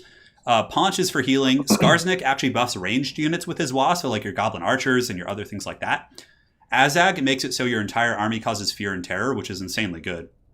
And then Wurzag, I think Wurzag gives like a little bit of physical resist on his, very much in line with like the Savage Orcs. But yeah, look at the kills on the Savage Orcs, man. 80, 53, 101, 91. And they also endured for most of the battle, aside from the Winds of Death. And 124 kills on those Night Goblin Fanatics. They're so damn useful against like Graveguard, Great Swords. But do you want to see who had the most kills aside from those Goblin Fanatics? Helman Gorst. Exactly. 102 kills coming out of Big Daddy Gorst, throwing the Wind of Death to take out those 8-peak loonies. Yeah, poor Gorst, man. He tried. And that's the thing, though. Like, even if you want to have some fun and use Winds of Death, you're really crippling yourself because you don't have Invocation and Raise Dead Winds of Magic.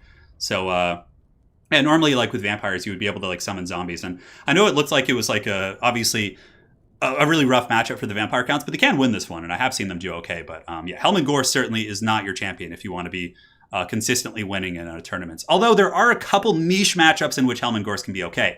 And had I not gone for an archer line and gone for like more of an infantry spam with monsters, Helman Gorst actually would have been relatively threatening because he does have like an AoE Mortis Engine Drain. So something to think about, man. Indeed. And now, a good victory for you. Good victory for the Everchosen casters. You represented us strongly on the military council. We're doing it. We're doing it proud, man. And now we're going to be jumping on over. I think you want to just go right into our next match, man. No messing about. It's Loxlon, Soothsayer, and Hadras to square us off here for the day. And as Dogbert just told me a second ago, those show matches are of course a series of 4. So this is he's trying to like cover his tracks here and make it look like it's not as bad as it is. But I have faith in our casting team here. I think we have some real champions. Exactly. So it is a series of 4, trying to kind of like you said, make the narrative that they're going to come back. So 1-0 here against the CA team with the Everchosen. So we're now Loxlon Soothsayer versus Hadras. Is going to be our next and final prelim match of the day, correct? Correct, my friend. This is going to be the last of the round of 8. And then we go on. It actually, you know, when we look at the screen, it actually looks like we're standing together almost. It's pretty cool, man. I know. I can almost put my hand out and not touch you, and it feels really depressing. I know. These are Quarantine's dark. got me sad. These are dark times we live in, but it's okay, man. Now, as far as Eltharion the Grim, we've talked a little bit about Grom the Paunch. What is Eltharion the Grim's deal? Why is he so grim? Perhaps share that with the audience. Well, I mean, Eltharion the Grim, we kind of think about it like Tor Everest itself is a very sad place. I mean, it's completely like flooded through. So sad. The majority of it is like abandoned and flooded, and most of it's like grand palaces. Most of them are submerged, and only a portion of them are above water. So it's already a grim place to be. It's like a fading civilization. Yes, and that's the High Elves. That's High Elves in general. Yeah, but it's even worse. Yeah, exactly. And with Grom the Paunch attacking Tor Everest and just killing tons of people, and the actual siege of Tor Everest itself, and him repelling Grom, because remember the DLC takes place after that first initial siege. Yeah, because Grom had already come and gone crazy, right? And I believe that I mean, I wish Sotek was here; he would be able to correct me on this, but I think that at one point his whole family was killed. Eltharion's family. Yeah, I think Grom the Paunch takes out his brother, is what I read somewhere. Yeah, so even before that siege is complete, everyone's dead. And so he's like, I'm the last of my line. This isn't fun for me. And in 7th edition Warhammer Fantasy, he gets blinded. We don't get the Eltharion the Grim on his resplendent griffin with his beautiful headdress and this awesome talisman of Hoeth. He actually is blinded with a robe and a sword in 7th edition because he gets captured by the Dark Elves and then interrogated and blinded and poisoned. So you get basically a Jedi. He becomes like the blind monk, kind of a mentor character. The Jedi Master in 7th edition. So it's a pretty. Does he get his eyesight back for 8th? Did that like get retconned? I wonder. Yeah. Say that again. Does he get his eyesight back in 8th edition, or is that kind of he does? Okay. Yeah. No, I mean, I'm sorry. Not doesn't get it back. It's retconned. He just jumps back. The 6th edition carries on to 8th edition rather than 6th, 7th, and 8th as far as the continuity of the story. I mean, even if he wanted to, like, you know, there's regrowth, there's life magic. I'm sure the High Elves could like figure out something to like, you know, give him his eyesight back. So. And we actually, speaking of, our first match between these two fine gentlemen, Talaxla and Soothsayer on the High Elves facing off. Oh yeah, the Troll Toll. We got Hadras on the Greenskins with the new Blackwork Big Boss. Oh. Yes. You want to do the Greenskins. I know you do. 100%, dude. I'm all about the crump life. So let's get you on these Silver and Guard here. Let's do it. Okay, man. So the Silver and Guard are then the new unit that we get. They're the kind of the mid-tier infantry unit for the High Elves. Now, what the big difference here is that they get some magic resistance at 30%, and they have a substantially higher armor than their normal spearman counterpart. They have 75 armor versus, I believe, the 30 armor of normal spearmen. And normal spearmen are 40 armor, yeah. Yeah, sorry, 40 armor. And they actually have better stats as well. 8 more melee attack, 4 more melee defense. So they're a little bit stockier in the front line. They've got a little bit buff to their weapon strength. And of course, they have expert charge defense, which is going to give them that charge defense versus the spearmen only having charge defense versus large. You want to explain how, for anyone who's new to the game, how charge bonus does kind of work? Like, so basically it just mitigates the charge bonus, right? Yes, but only in the front portion of the unit, not the entire front line. Only about the front 80% of it. If they're flanked on the left side or in the rear, they do not get that charge defense. And so charge defense will negate the charge bonus on a charging unit. Got it. Cool. What else we got here, man?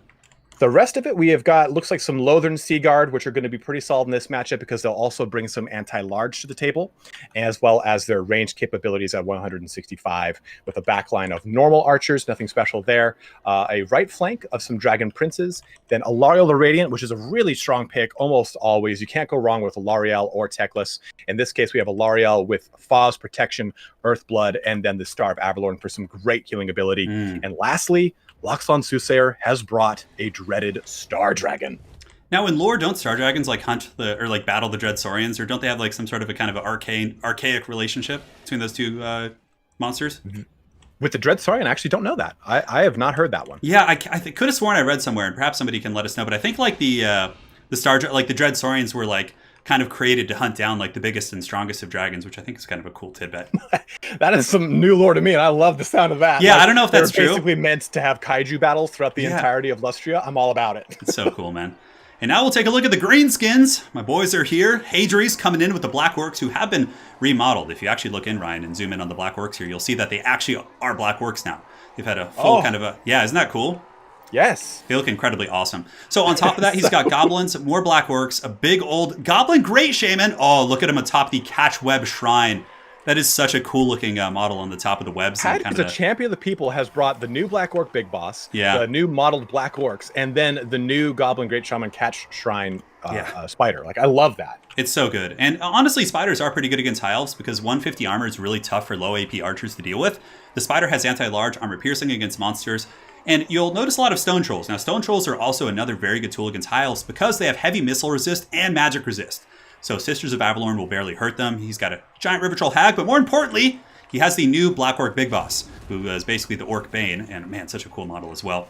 But the Black Orc Big Boss has an ability, Ryan, called the Rabble Rouser, which gives all nearby greenskins immune to psychology. So the trolls are suddenly immune to being terror routed if they're fighting at a bit of a blob. So yeah, it's so good against like dragons. And the last thing Hadras has is the Hammer of Gork and more Black Orcs to force the high elves in. Look at him on his disgusting boar, man. Like, dude, boars are awesome, man. My wife and I are going to get a pet pig someday, or a pet boar. I don't really know, but it's one of our dreams. Have one. It's called Wookie, man. Yeah, Wookie kind of looks like a boar when he's shambling about, but yeah, man. You can see Gaze and Mort going down, actually doing big damage to that Star Dragon. You see that? Oh, yeah. Actually, it's got a good amount of health, a lot more than I would have thought. Yeah, for sure. And the Black Orcs are a good choice by Hadras, too, because even though, you know, the Silverin Guard are spearmen, and you wouldn't think you would need Black Orcs to kill spearmen, you actually kind of do against Silverin Guard, simply because they have really good armor value. So the bonus, not bonus versus infantry, but the AP is really useful. You see the aggressive Fanatic play here in the front? Look at this. Yeah, jumping right down into it. They're hoping to get some good Fanatic play out and get some destruction into those Lothern Sea Guard, and whoa, rips right through them.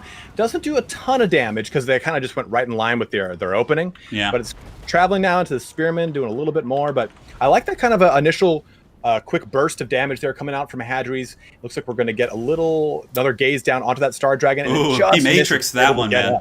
Yeah. Woo. That was probably a better trade for Soothsayer, though. But the thing is, there's kind of a dual purpose to these Night Goblins.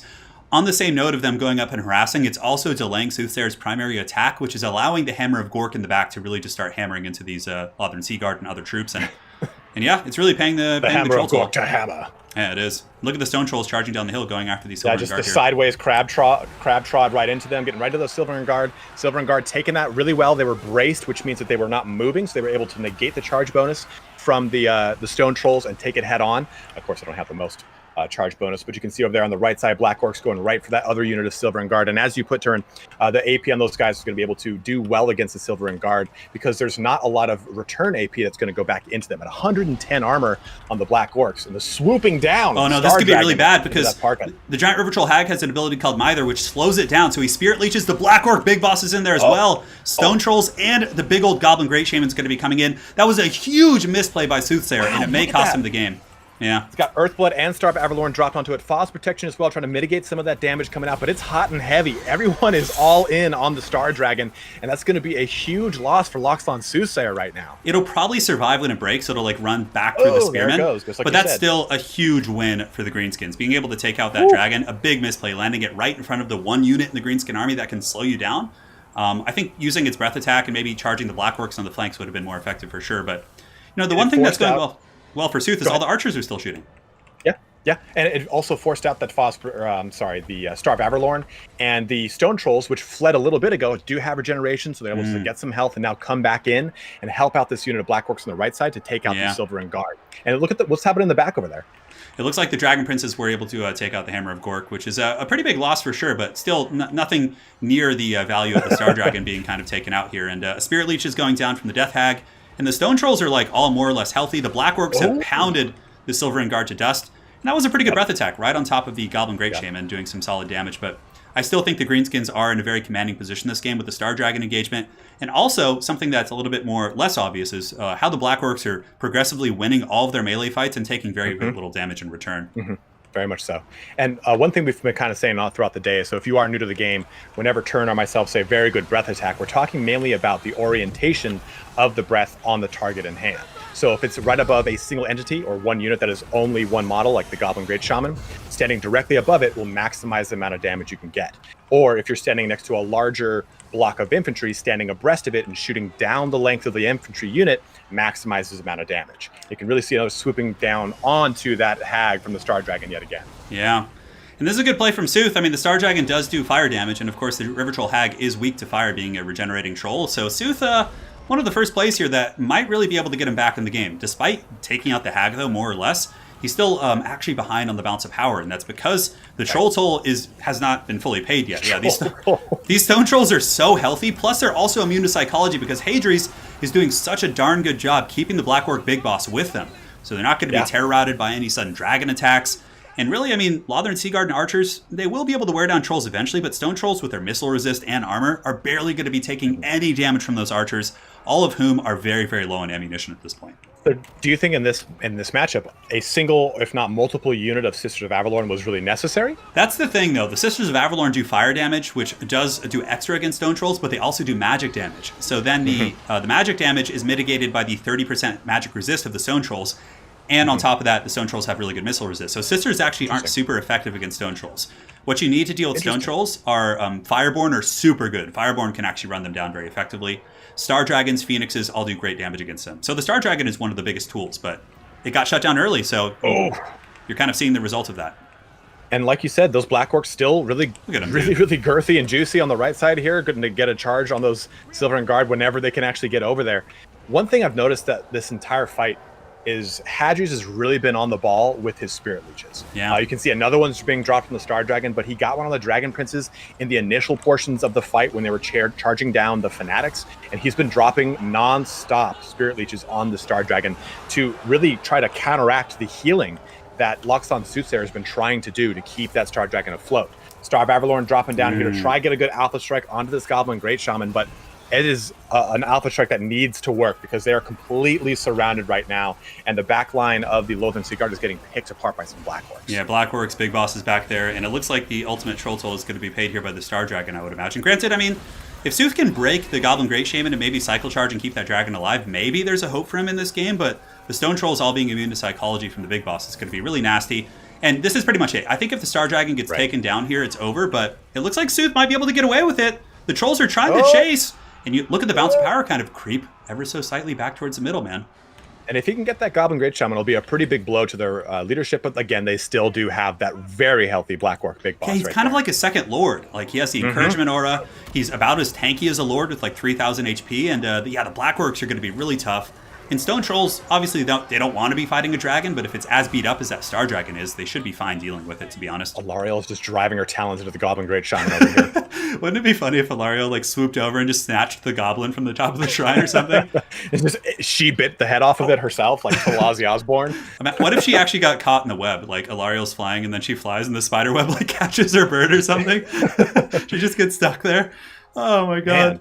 That'd be so funny. She's going down. She's really just swooping down on this thing. 434 health on it. It'll take her a while because she has really bad armor piercing values on that eagle. So, but the Greenskins are winning the blob fight. The Black Orcs are immune to Psychology. They're not going to turn and run, and the Stone Trolls are just hammering down on the Silver and Guard. And I mean, what do the Hyles have left really? Like a Star Dragon? Really, that's just really nothing. In fact, I thought that these Dragon Princes were dead. I was looking all over the map for them.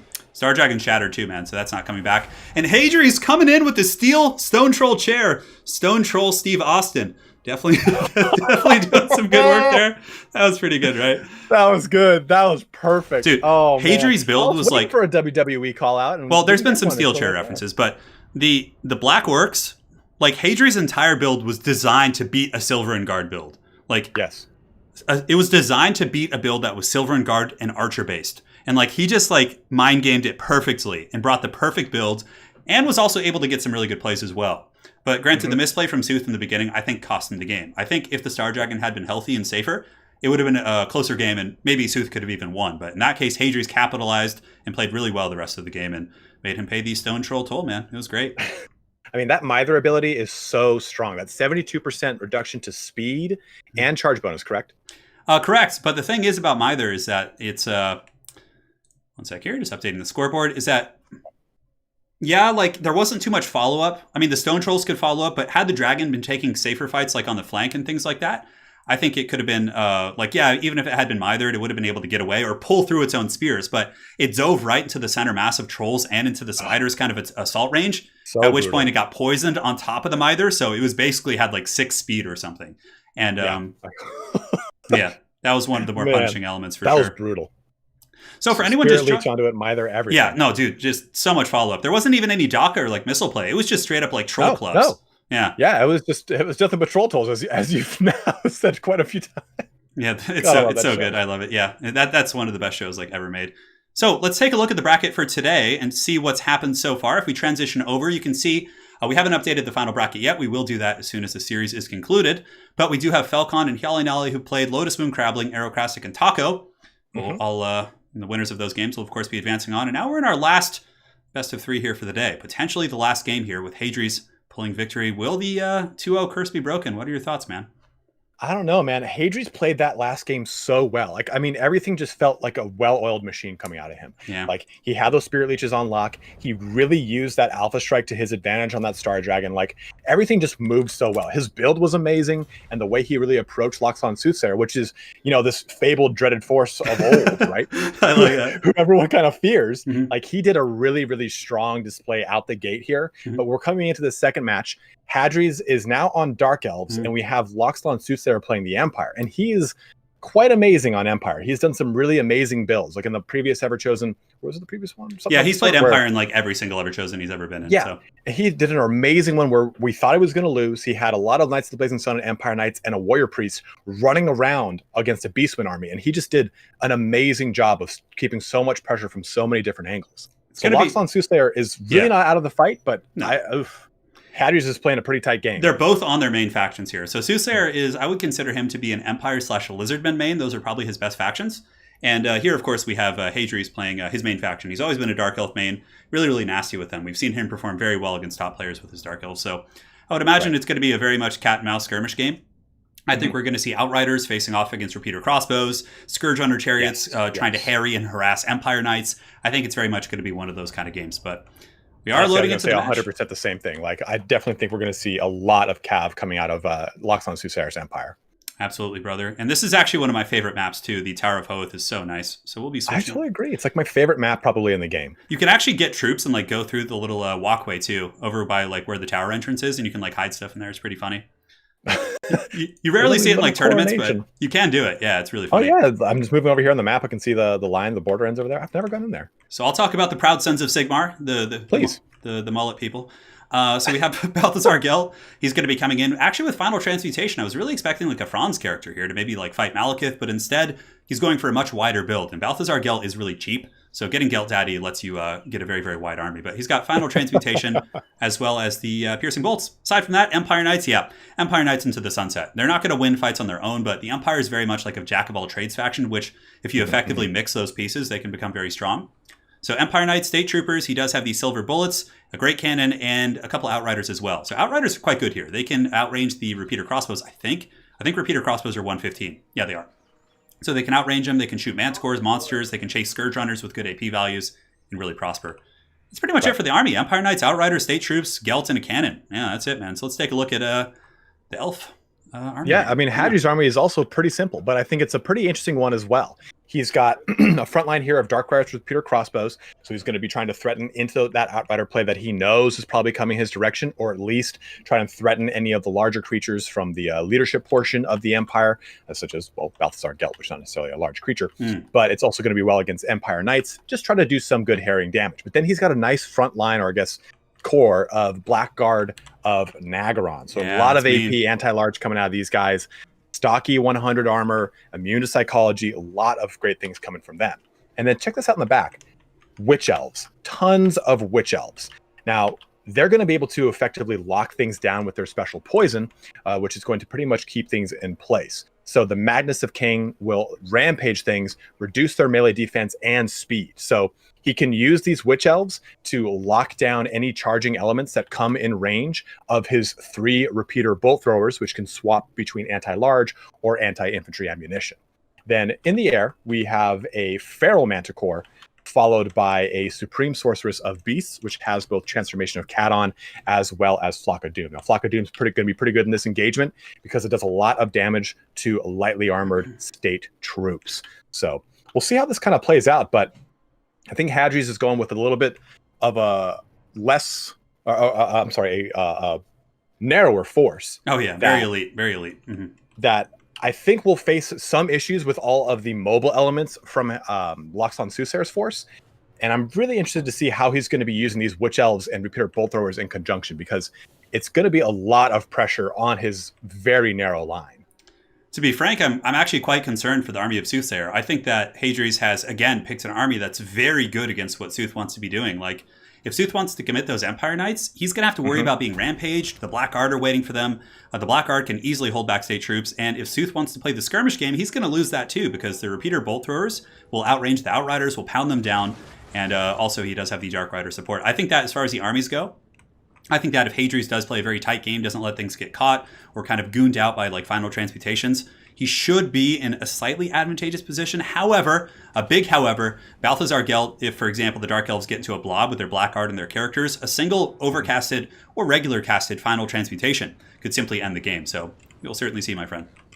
Oh, already getting some really heavy blow into the Dark Riders with pure crossbows from those silver bullets, shooting right into them, returning fire of a Flock of Doom, overcast onto them to try and chip out some of that light armor off of them. Yeah, it actually did some good damage. Yeah, the Outriders took a little bit, and it looks like it did not get to the Spearmen, but the silver bullet's certainly getting focused. And let's see what he's shooting with his Reaper Bolt Throwers. It looks like he's actually going after the Outriders. Yeah, Outriders. And although you can see the Dark Elves are actually taking a bit of a losing situation with their Repeater Crossbows here. It seems like the Empire Outriders, doing work, man.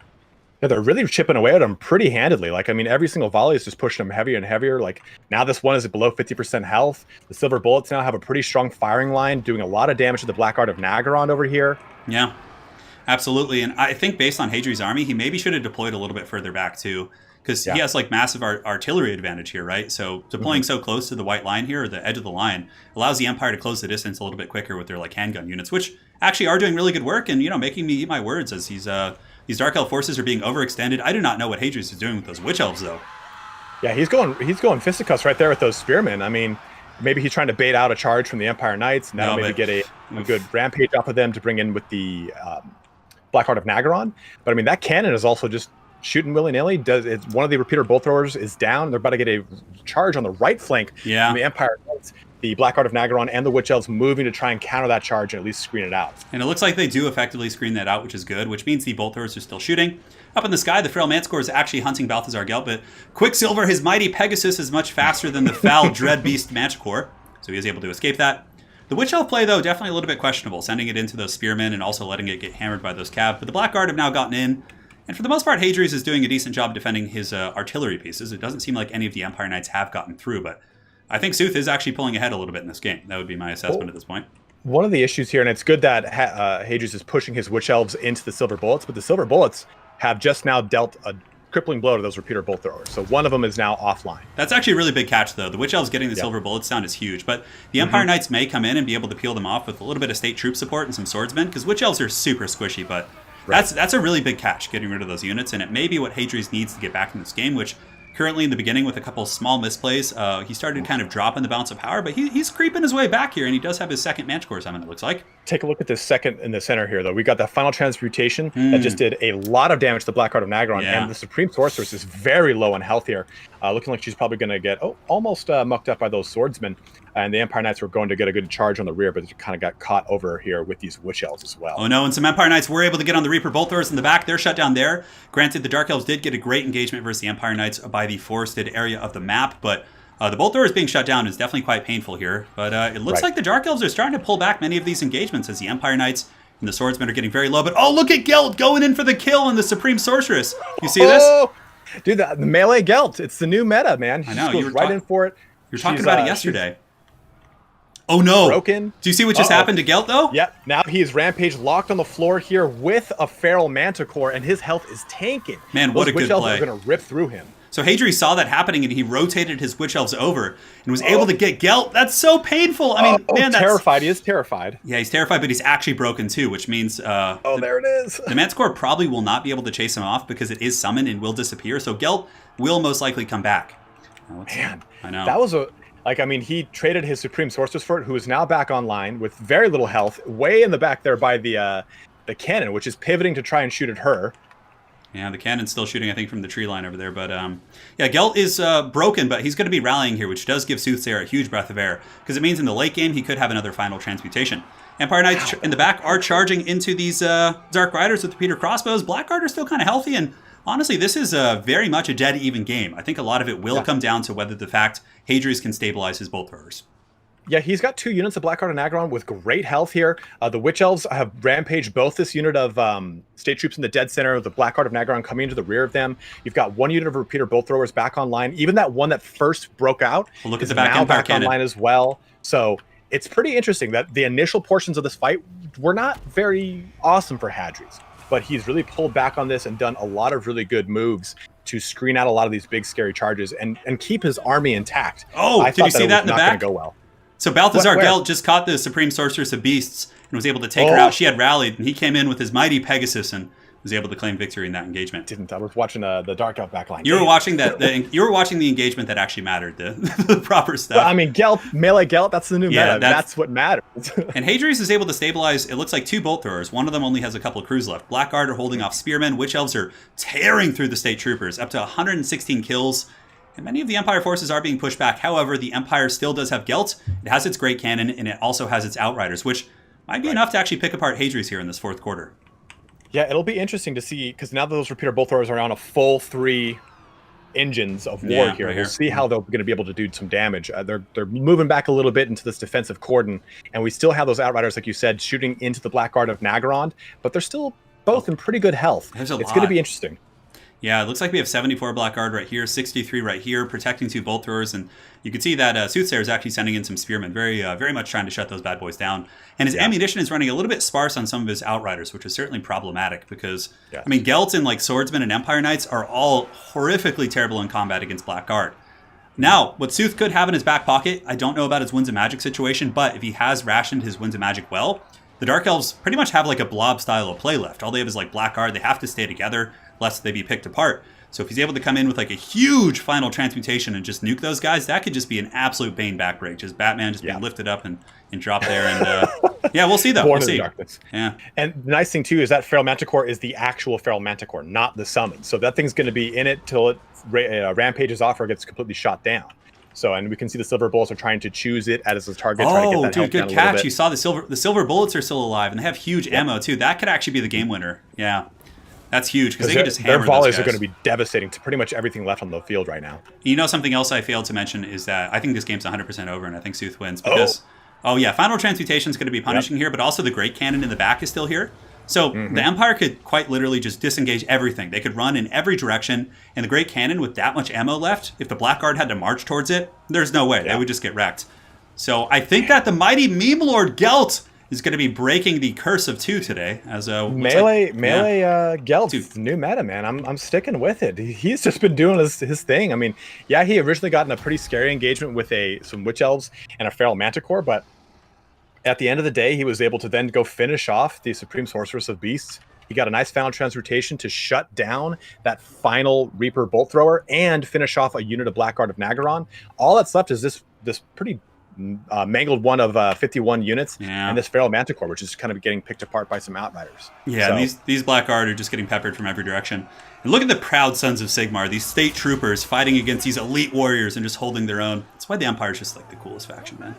Yeah, I mean, I wouldn't want to fight against Dark Elves, man. Yeah, that would be terrible, especially the Blackguard too. And like Dark Elves have this whole like aura of like intimidation too, right? Like the Executioners with their like skull masks and like really neat. And the Executioners have had so many different models over the years, right? Like they had one mask that was just like very like I guess like Kievan Roos with just like the goggles and just a chainmail over the face, and now they have this skull mask. Like Executioners have been a really cool model across all the years. The techno goggles coming in, it's pretty cool. And now as far as the matchup goes, I mean, Balthazar Gelt certainly hammered home with his final transmutations. He nuked the Supreme Sorceress pretty well, and the Great Cannon being online, Silver Bullets were super clutch as well. A couple small misplays. I think the Witch Elf overextension in the beginning cost him quite a bit, and obviously the Supreme Sorceress being caught. But both players had good builds. I think either of them could have won, but this day the Sons of Sigmar prevailed, my friend, and we'll be getting ready for Game 3. I think Soothsayer kind of saw like, hey, I'm against the ropes, and I'm going to pull out my best faction against him and push it to an even 1-1. So at least now that this is a 1-1, we're going to come into our third match of the day, which is, of course, this is a best of 3. These are the preliminaries. Day 2, we're going to be doing the quarterfinals. We have a second place match as well as, or a third place match, right? Correct. Yeah. So we'll have the same thing tomorrow, but just more, because we'll have a best of 5 to close everything out. So the second day is always a little bit longer, unless there's just an absurd amount of like 2-0s or something. But Correct. And remember, guys, as always, this is part of the Skulls for Skulls Throne promotion, so do make sure you're checking that out on Steam. Up to 75% off on all Total War Warhammer 1 and 2 full games, as well as their DLCs, so you can check that out. But we sure have our lovely Game 3, followed by, don't we have another? We could. I think we should close out today's stream with your glorious show match against Josh of Creative Assembly. I would love that. We did a different show match than usual. We wanted to have some fun and show off some campaign units. They use campaign units. So they use like the Mistwalker units and all that sort of good stuff. So it'll be a really fun match for sure. It was a good one. You guys are in for a treat. For Game 3, so how it works with our new pick and ban system. So in competitive Total War Warhammer, you go into a tournament. How it works is one player will open up the series saying, I pick greenskins and I would like to ban Vampire Counts and Vampire Coast. Your opponent then gets to pick what faction around your bans. So it allows you to kind of have a pick and ban phase where you can like ban the things that you don't feel comfortable against because, there's 15 playable factions, including sub-factions. There's even more. So we do have a pick and ban system in place.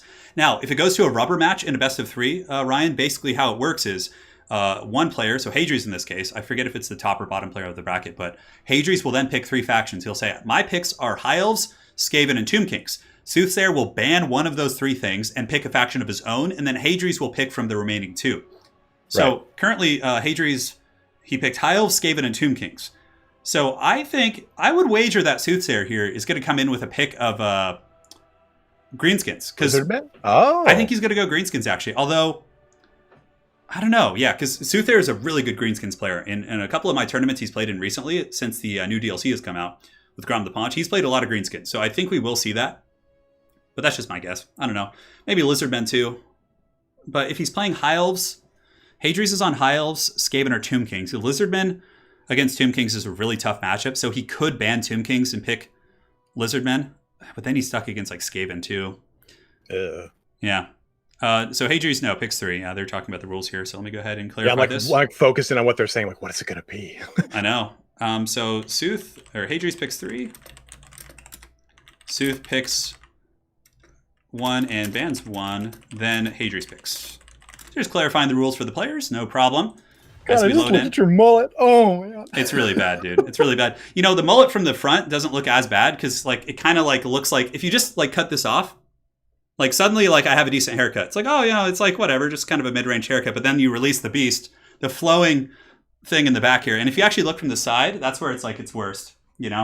Yeah, like the side profile is just horrible. Oh, you just look like you're like, hey, does anyone want to go for a cruise? My Pontiac Firebird. Dude? You know what's really funny about that? Dude, guess what you car? Have a Pontiac Firebird? No, my first car I drove in high school. What do you think it was? A Pontiac Firebird, dude.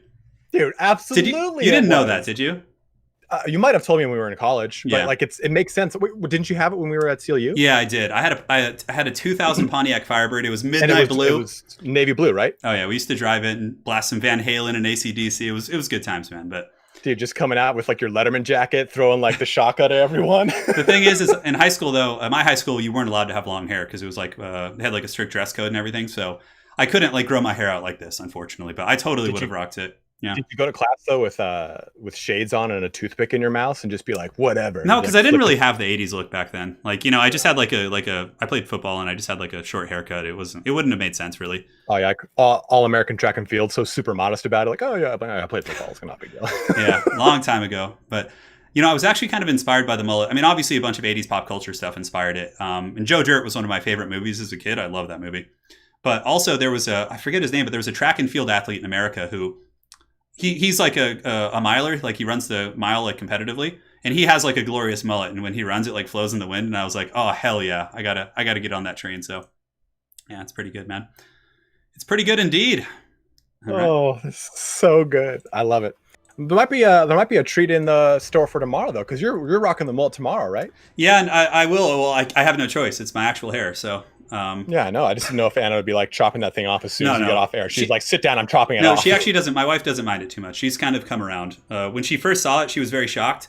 But after a couple hours, she's like, it's not as bad as you think, as it could have been. Because there's many different kinds of mullets. Mine is more of like a middle, like kind of late 80s mullet. But if you want to get more like of a business casual mullet, yeah. If you want to get the truly terrible one, the worst one hands down, which maybe I'll do in the future someday for like a big event, is you leave the back long, but you get like a buzz cut in the front. So it's like a military like high and tight in the front with like long hair in the back. That's the worst one. But frost the tips and do it. You see, if I had done that, I couldn't keep it for more than a couple days. Yeah, like diet. Yeah, we'll see. Look in the mirror and throw up. But you guys are in for a treat. We're getting a underplayed faction here. It's going to be Bretonnia against Tomb Kings. Ooh. Soothsayer picking Bretonnia.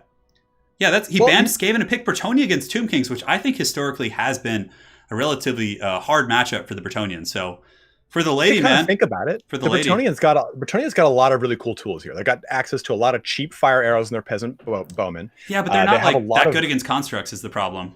You know, touche. Yeah. But I mean, they have a lot of really cool stuff with the Grail Knights and the Grail Guardians, which do flaming and magic damage. So I mean, they do have good tools. It's not like they're completely out of their left field here, but it's definitely going to be an uphill battle for Soothsayer, I think. Yeah. What he's going to have to take is a lot. Yeah, exactly. I think he's going to take a lot of battle pilgrims because that's going to help him out with dealing with the front line quick and easy, and they have pretty good shield defense against archers. Then I think after that, it's going to be a cav play. He's going to have to take a lot of Knights of the Realm for anti-large to help out against the constructs, and then probably a questing knight or two to help out with AP damage, again, against those constructs to get a lot of AP damage into those things. Yeah, Knights of the Realm are a solid pick. I wouldn't go too heavy because actually, in terms of functional applications, Knights of the Realm don't take out big constructs that quick. They don't have the best AP value, so they really struggle against these 100 armor monsters who are being buffed up by the blessing of I forget what it's called, the Narrows Incantation of Protection. Yeah. Questing Knights are quite a good dual purpose unit. They have good AP values and are also pretty good against infantry. They're very well rounded, but also they're more expensive and very susceptible to like Fate Abuna and Great Bows and things like that. But using Knights of the Realm to control the battlefield, Knights of the Realm absolutely annihilate like most of the Tomb King's cav. Nehakar Horsemen, Skeleton Horsemen, they trade pretty well with Necropolis Knights if they have some support. So probably, I think your prediction was correct. Some Knights of the Realm to get in there and control the battlefield. A bunch of Battle Pilgrims to wear down, because it's kind of like how we saw earlier. You remember in the earlier rounds of today's Everchosen, we saw the Tomb Kings lose against Empire because though their constructs didn't lose, but they lost all their support, and then their constructs got surrounded and beaten down. I think we're going to see the same thing. Like you said, Battle Pilgrims, Archers, cycle charging cav to kill all the support chaff, and then from there use a couple Paladins to get the anti-large and just drag down the big monsters in the late game. But bring it down. Yeah, Paladins are really cost effective too. Like if you get Paladins on horseback and just strip them down to their bare bones kit, they cost like 600, 650 or something like that. And it's like 650 dead on, I think it is. Yeah, and they're able to just they don't have good AP, but the bonus first large really does help. And with Fey Enchantress healing, and also Fey Enchantress hard countering skeleton blobs with her Mists of the Lady draining ability, you can get some serious value going. So, and the Paladins also have Guardian, correct? They do, but a lot of people in like high level tournaments may bring it once, but sometimes people just cut it because the Fey Enchantress, like unless she gets caught in a really bad situation, she's not going to be threatened too much. So the Guardian, you cut it and get extra money and spend it on other things like peasant mobs or whatever. Hadras will probably. Oops. I was going to say, for those guys who are new, Guardian's going to give that 15% passive physical resistance. Correct. Mm-hmm. Yeah, to heroes and lords only in a 30 or 40 meter radius around them. I can't remember. It's pretty good. I mean, I think bringing it once is good for a paladin because it does buff up his nearby paladin if they're fighting together. I think for the Tomb Kings, we're probably going to be seeing like Ushapti Great Bows and maybe like Necrosphinx and like all of these different big anti-large monsters and maybe a bunch of like Tomb Guards with halberds just to kind of hold back the Bretonian cav. But yeah, there's a number of ways they can play it, and I don't know. I've always felt like this matchup is very Tomb King favored though. I have unfortunate news for you, Turin. Just got a message from Dogbert. He said the super mullet is now required for the next Everchosen. Oh no, dude!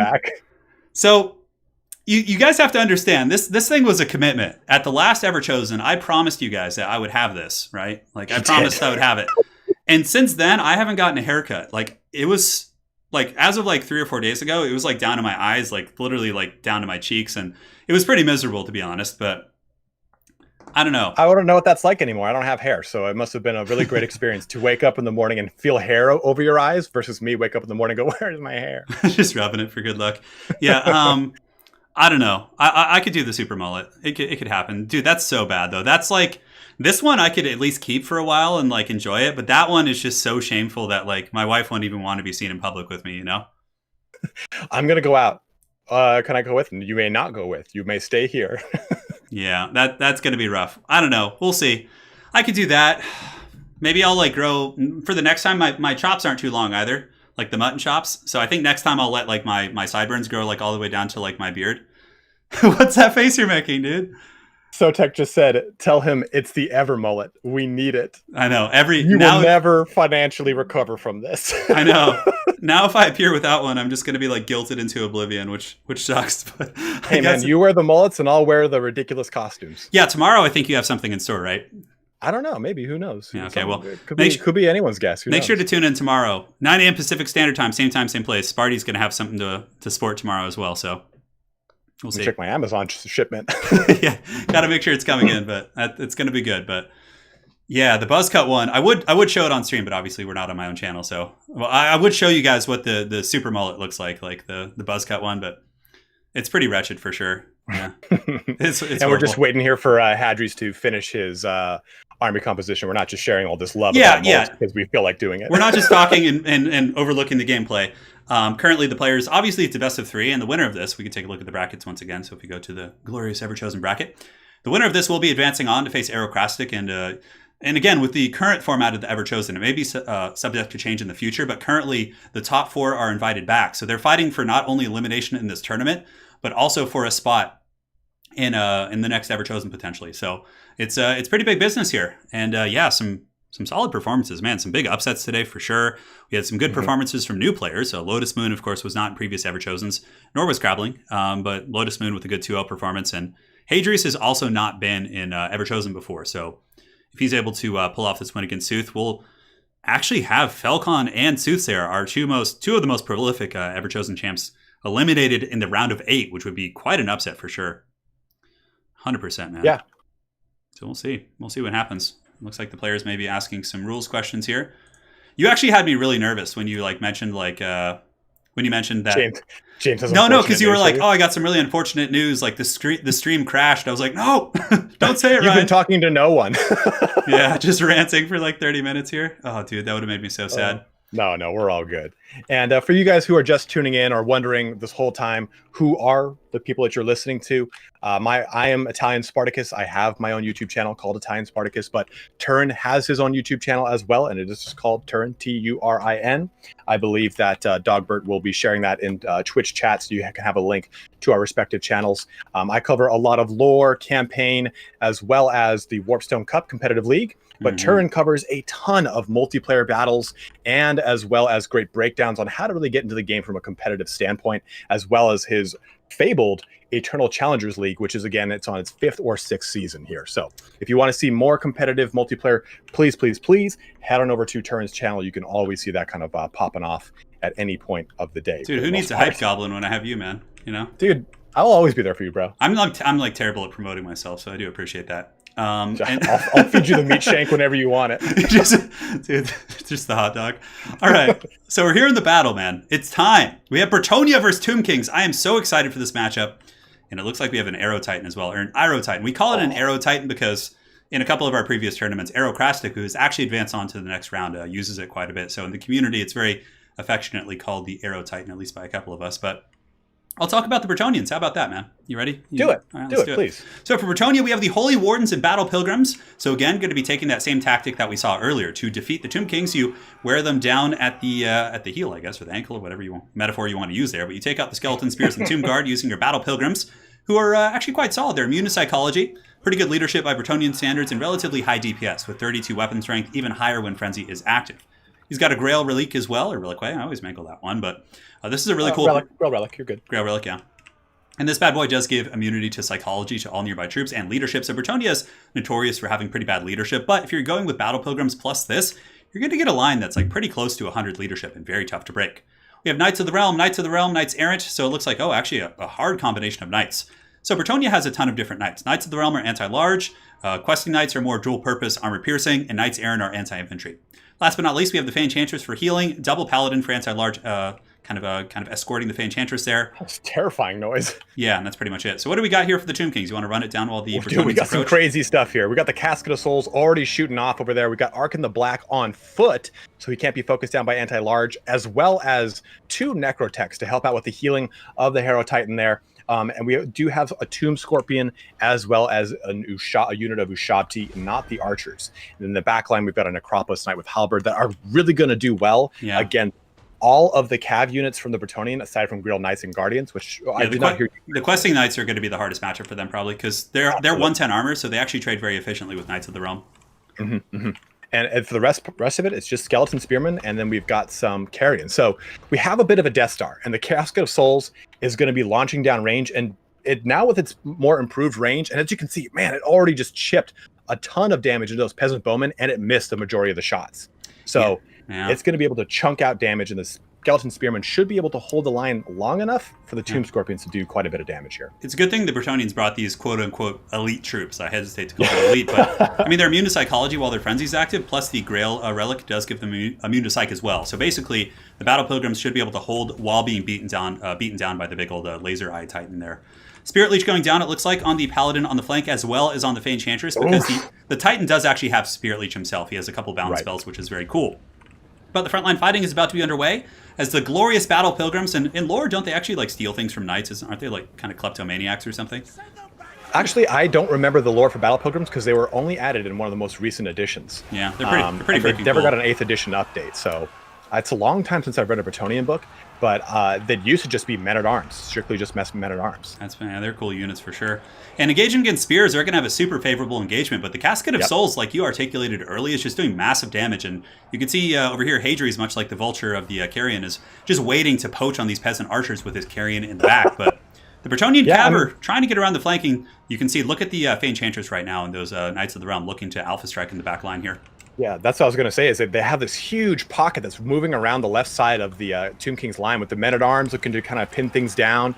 And La Moisental is going to do a lot of damage here because they have that fire damage as well as that magic. So they're trying to get in there, and boom, a nice charge in from the Knights of the Realm. Then you've got that Fey Enchantress doing her persistent damage as well. Yeah. Man, they're really getting that backline cookie jar with the Paladins ready to swoop down onto that Tomb Scorpion, going right for it.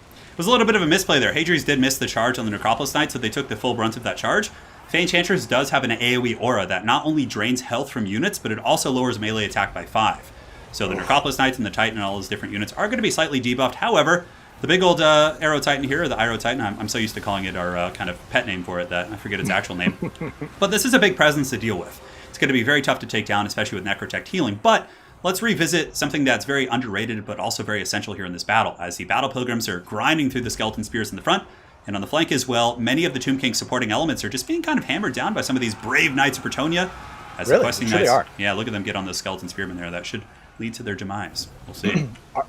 Ark in the Black does have his Tomb Blade, and he was able to get some summons up here on the left side to try and push with the Ushabti to try and crack that open a little bit. But we've got some nice cycle charging in from the Knights of the Realm and the Paladins, all swooping down onto the Tomb Scorpion.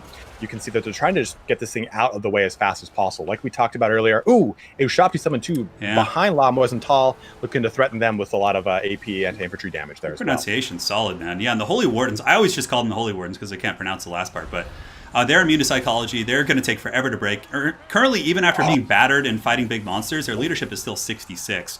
But it's a very close battle. Casket of Souls just rip apart a unit of Peasant Bowmen, as to be expected. But damn, the poor Peasant Bowmen are just getting hunted by the Carrion in the back, too. The buff on those things is substantial.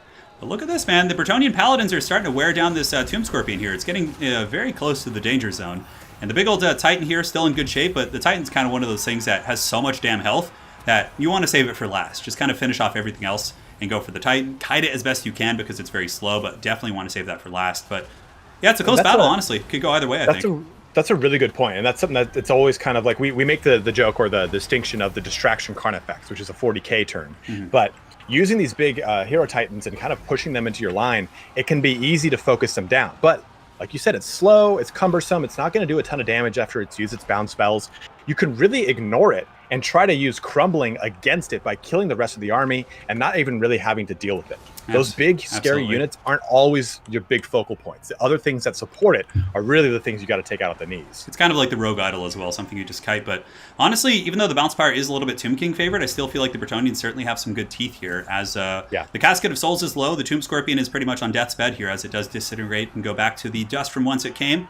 And the Grail Relic is still in good shape. Both Paladins are healthy, and Fey Enchantress is also going strong. Plus, Soothsayer has the Cav, so he can really cycle charge quite hard, while his remaining Battle Pilgrims, who are going to be super tough to get rid of because of the Grail, are just going to keep grinding out this battle. But he does have the 2 Necrotechs, which are pretty strong combatants, plus the Titan. But Sooth is really going to be the one to kind of lose this game here, as I think he has the mobile advantage and the character advantage as well.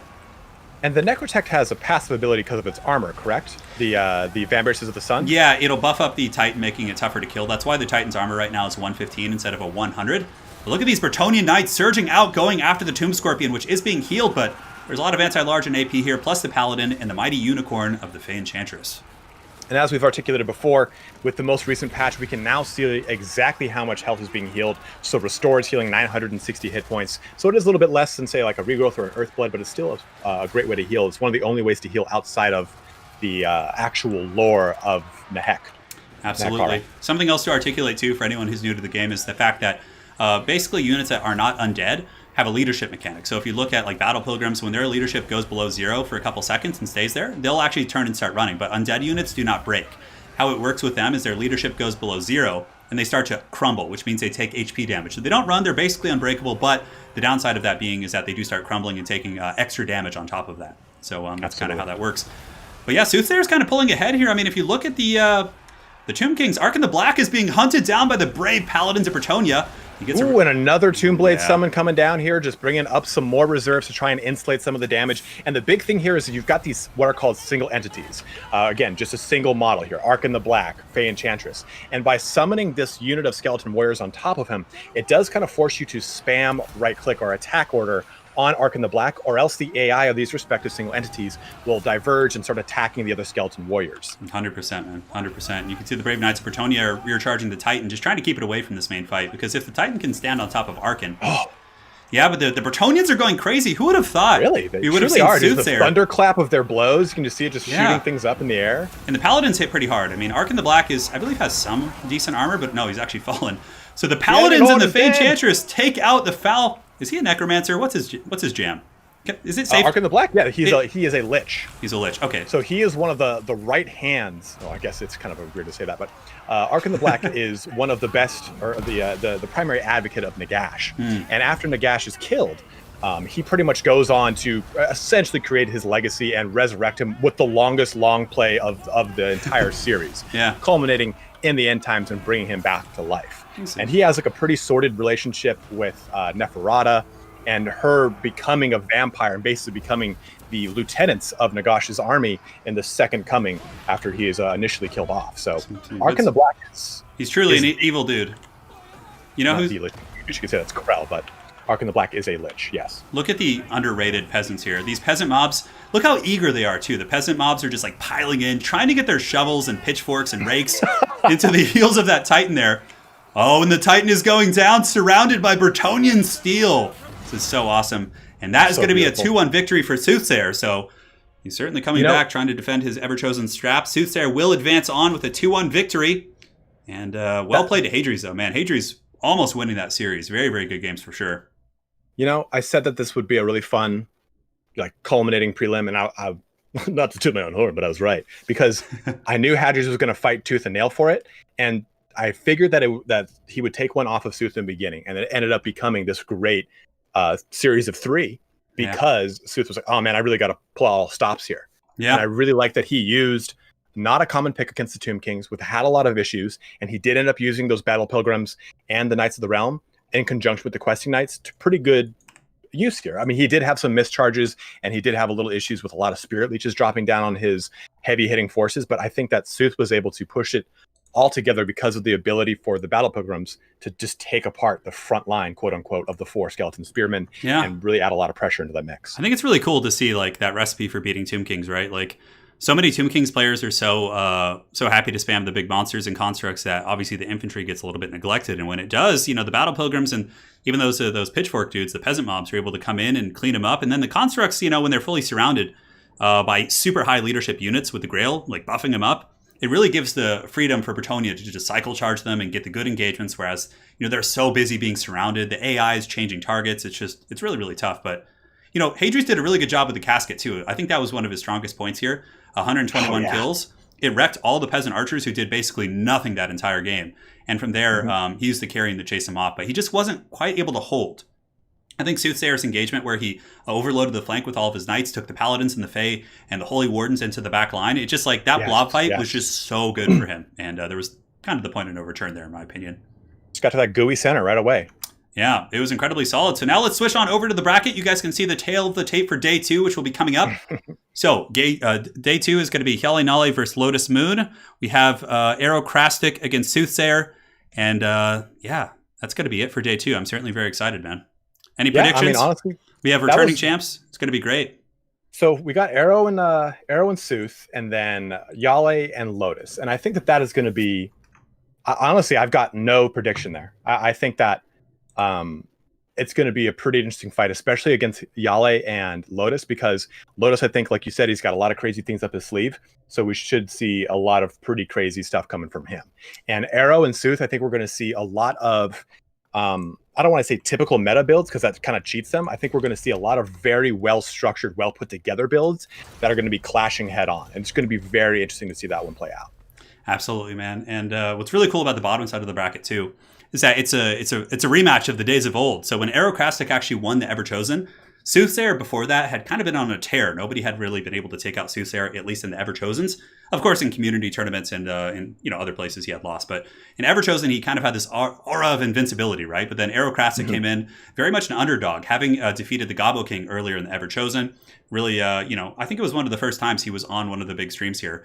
But he came in and actually had a very crazy series with Soothsayer and was barely just able to win that. So that's going to be a cool rematch. And of course, this could lead to some really good third place matches as well. I'm definitely very excited to see how that all unfolds. They showed that the God King can bleed. Yeah, it was perfect, man. But now I think it's time. Let's go ahead and take a look. Indeed. Let's close it out today with a little bit of a show match action. It's going to be the glorious ItalianSparticus leading the forces of Everest, with Eltharion the Grim facing off against the Tomb Kings, who shall be led by Josh from Creative Assembly. So indeed, let's see if we can continue our reign of victory here. And I hope we can here. I hope we can. I do love the High Elves, so we'll see how that goes. And if you guys are sticking around here for the show match, thank you so much for watching so far. A huge shout out to Creative Assembly for hosting this event, creating all the creative assets for us, and also providing the prize pool. We have quite a big prize pool here today for the Everchosen Invitational number 6. And a huge shout out here to Lore Master of SoTech and Party Elite. They've been in the chat the whole time, answering lore questions, helping out. They've been here. They're not here in actuality, but they're here in spirit, as always. And as always, please, guys, do head on over to Turin's channel if you want to check out more competitive Total War Warhammer 2 gameplay. He covers it every day. He's got the Eternal Challenger League. You can find that on Turin's YouTube channel, Turin. And as well, I am ItalianSparticus. You can find that on my YouTube channel, ItalianSparticus, where I cover lore, I cover campaign, and I also cover the Warpstone Cup competitive league. All sorts of good stuff, man. It's amazing. And not quite as awesome as your army here, though. Let's go ahead and take a look at this. You have Eltharion the Grim, which is someone we haven't seen today. Look at him. I know. He's look so how majestic. Grim he is after losing his father. Yeah, I think it was his brother. Yeah, maybe his father too. Who knows? But Eltharion is kind of a hybrid character of combat and casting, so he does have access to the high magic. So for you brought Apotheosis and Arcane Unforging, so healing and DPS. Now, something you're going to notice very quickly is many of these units that you see here are not available in multiplayer. They're campaign-exclusive units for ItalianSparticus. So you have the Athel Tamara Faithbearers here. So these guys are just super jacked High Elf swordsmen who also have great armor, immune to psychology. It's just so good. To be honest, this is kind of like unfair. We kind of approached this and said, hey, let's bring campaign units and show a lot of really cool, fun campaign units. Yeah. I don't think for any of you guys that are watching this is primarily a multiplayer playthrough, but you probably haven't seen these exclusive campaign units that are part of the Warden of the Paunch DLC. Yeah. And you also do have the Knights of Tor Gaval. So these guys are basically like Hippogriff Knights for the High Elves. Massive armor piercing, low model count, cause fear and terror. Certainly can hit quite hard against constructs. 300 weapon strength apiece on those guys. That is like 900 weapon strength coming in hard. 1,200, 1,100 health too, right? That's brutal. 11, 4, 16. So brutal. Woo. You got the Fireborn on the far side. You got Omen of Asurian, Sentinels of Astral, which are, I believe these are the shield breaking ones that have like Ushapti Greatbow level range almost at 215. And yeah, pretty cool army. For Josh, it's traditional. He's got a bunch of War Sphinxes. He's got Setra, a big old Titan, and it looks like in the back, a Lich Priest of Nehakara. So let's get this party started, man. Hey, you have any predictions for this match? Any idea how... because I played it. So let's just see how it pans out. So yeah, you can see the Sentinels are teeing off pretty quick, and the damage, it doesn't have like a ton of armor piercing, I guess. No, they actually are. So they're like Lothern Seaguard with AP values and Shield Breaker, which is so painful. And look at you with the Arcane Unforging, man. What was your thought process here in this moment? Well, I just wanted to kind of alpha strike Cetra. I couldn't really remember how much damage Cetra or Arcane and Forging did to Cetra. So I was like, you know what, I'm just gonna pop this off and kind of see what happens here. And then I focused everything on Cetra, especially the Archers of Torquelita, which have fire damage. That was my big primary shot there, is trying to dump as much AP and fire damage into him. And Arcane Forging does also add that 30-second recharge onto the abilities, which Cetra doesn't have a ton of, right? He has a ton of abilities. So essentially the Imperishable has a ton of spells and activated abilities with the Blade of Petra and Wrath of Petra. So certainly very good targeting there. But here Josh has come in with the Camarine War Sphinx, but the Knights of Tor Gaval are just ripping this thing to shreds. I mean, huge AP damage coming in. Each attack doing like 300 raw AP. Look how quick. Could you imagine being that War Sphinx and just hearing those like flapping like bird wings in your face the whole time as like talons drive into your like construct marble chest? Like, it's disgusting. Oh my god. And you know, it's always been a bit of an issue for high elves dealing with big armor in my experience. So having Knights of Tor Gaval in multiplayer would actually be pretty strong for them, but they would have to cost like 2,500 gold. They're just wrecking this War Sphinx. Now Cetra is running from Eltharion the Grim, the Mighty Warden, looking pretty grim here. I just watched the health in that thing tank. It's so heavy. Yeah, it's pretty brutal. Fireborn coming in as well, so this is a great play from you. You're able to pretty much isolate Cetra and the Tomb Scorpion with the Grim, and this is a brutal situation because the Tomb Kings have like no support nearby. The Archers are a little bit out of position, and the Skeletons are losing horribly to your Faith Bearers in the front line. Oh, here comes the Phoenix in the front!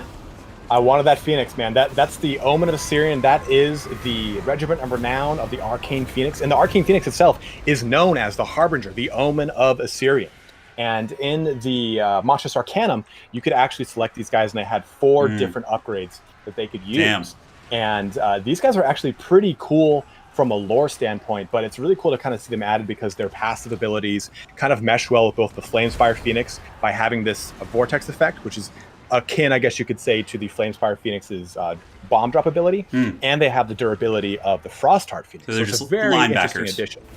They're very much linebackers, yeah. What's really cool about the Omen of Assyrian as well is that it has an aura that gives immunity to psychology to all nearby troops. Not that the Fireborn need it, but for the like basic High Elf troops, it's quite strong.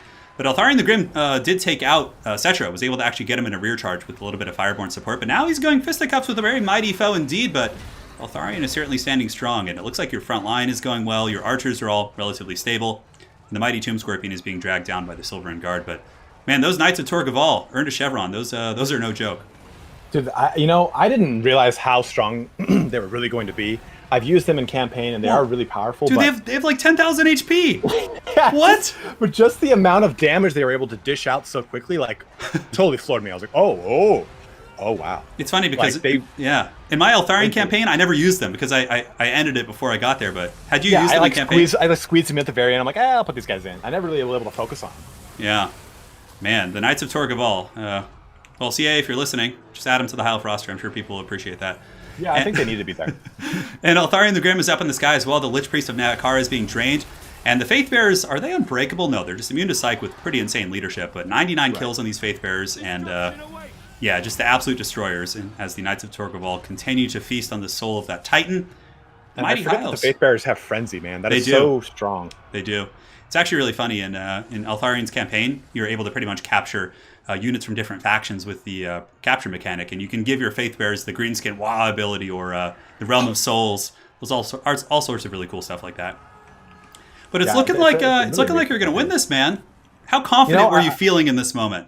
He's definitely against the ropes, and there were definitely times where I was like, man, Eltharion's kind of low. So I had to pop Apotheosis on Eltharion, and there was definitely some miss micro here on certain things, but having those Fireborn are such a great boon because they do have so much fire damage that they can dish out with their martial archery. Like coming right into this Hero Titan with Eltharion, getting a nice good combo charge in. The Knights of Tor Gaval are over there, so there's going to be tons of damage onto this walking Statue of Liberty. Yeah, things going down, man. What can they do against such reckless fate?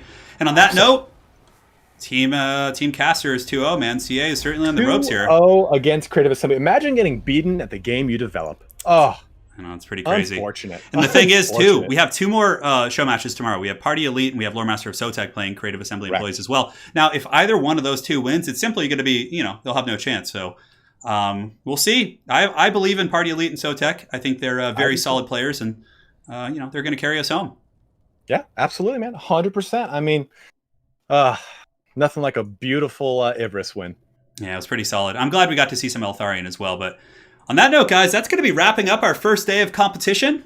Certainly some most of the games, of course, were 2-0s, but they were all very close. And high skill games, I don't think there was any games that were was there any games that were quick? I don't think so. I think they nothing felt too one-sided. I think everything had a really good, strong back and forth the entire day. And I'm glad we ended it on a rubber band series at the very end, where it went 1-1, and then that final 2-1 with Hadras and Loxlon Soothsayer. I think that was a really great way to end the day. Yeah, it's going to be great. And tomorrow we're going to be having HjalleNalle facing off against Lotus Moon. Will be our first best of 3, and then on the second round it's going to be Aerocrastic facing off against Loxlon Soothsayer. So a rematch of Everchosen Grand Finals from the Vampire Coast Everchosen. So very excited to see those guys in action. I think we're going to have some really good matches. And again, tomorrow we have a third place match as well, which is best of 3. And then the grand finals will be best of 5. So tomorrow's competition should be a little bit longer. We'll be starting at 9 a.m. Pacific Standard Time. So make sure to tune in if you guys don't want to miss the action. And again, I'd just like to thank you guys all for joining. Thank you to my co-host, ItalianSparticus, the glorious hype man himself, hype goblin, whatever title you're looking for. Oh man, goblin's gonna really fit. Oh wait, I mean, never mind. Tomorrow, you may come into your true form, which I think will be good. So yeah. We'll see. But thank you guys all for joining. Thank you, mods, for helping, Creative Assembly, all of you guys for getting this together. And of course to the players for setting aside their afternoons and weekends for this event, because it is a lot of effort. And obviously it's probably pretty stressful preparing. And, I myself, coming from some competition background, know it can be very scary. So yeah, man, any closing words? Any words of inspiration? Just, I guess, a last reminder here, guys. This is all in conjunction with the Skulls for Skulls Throne sale that is being held on Steam. It covers all of Games Workshop's intellectual properties that have video games. So please head on over to Steam and take advantage of that. Namely, of course, Total War Warhammer 1 and 2 and all of its DLCs are up to 75% off. And I believe that sale extends through to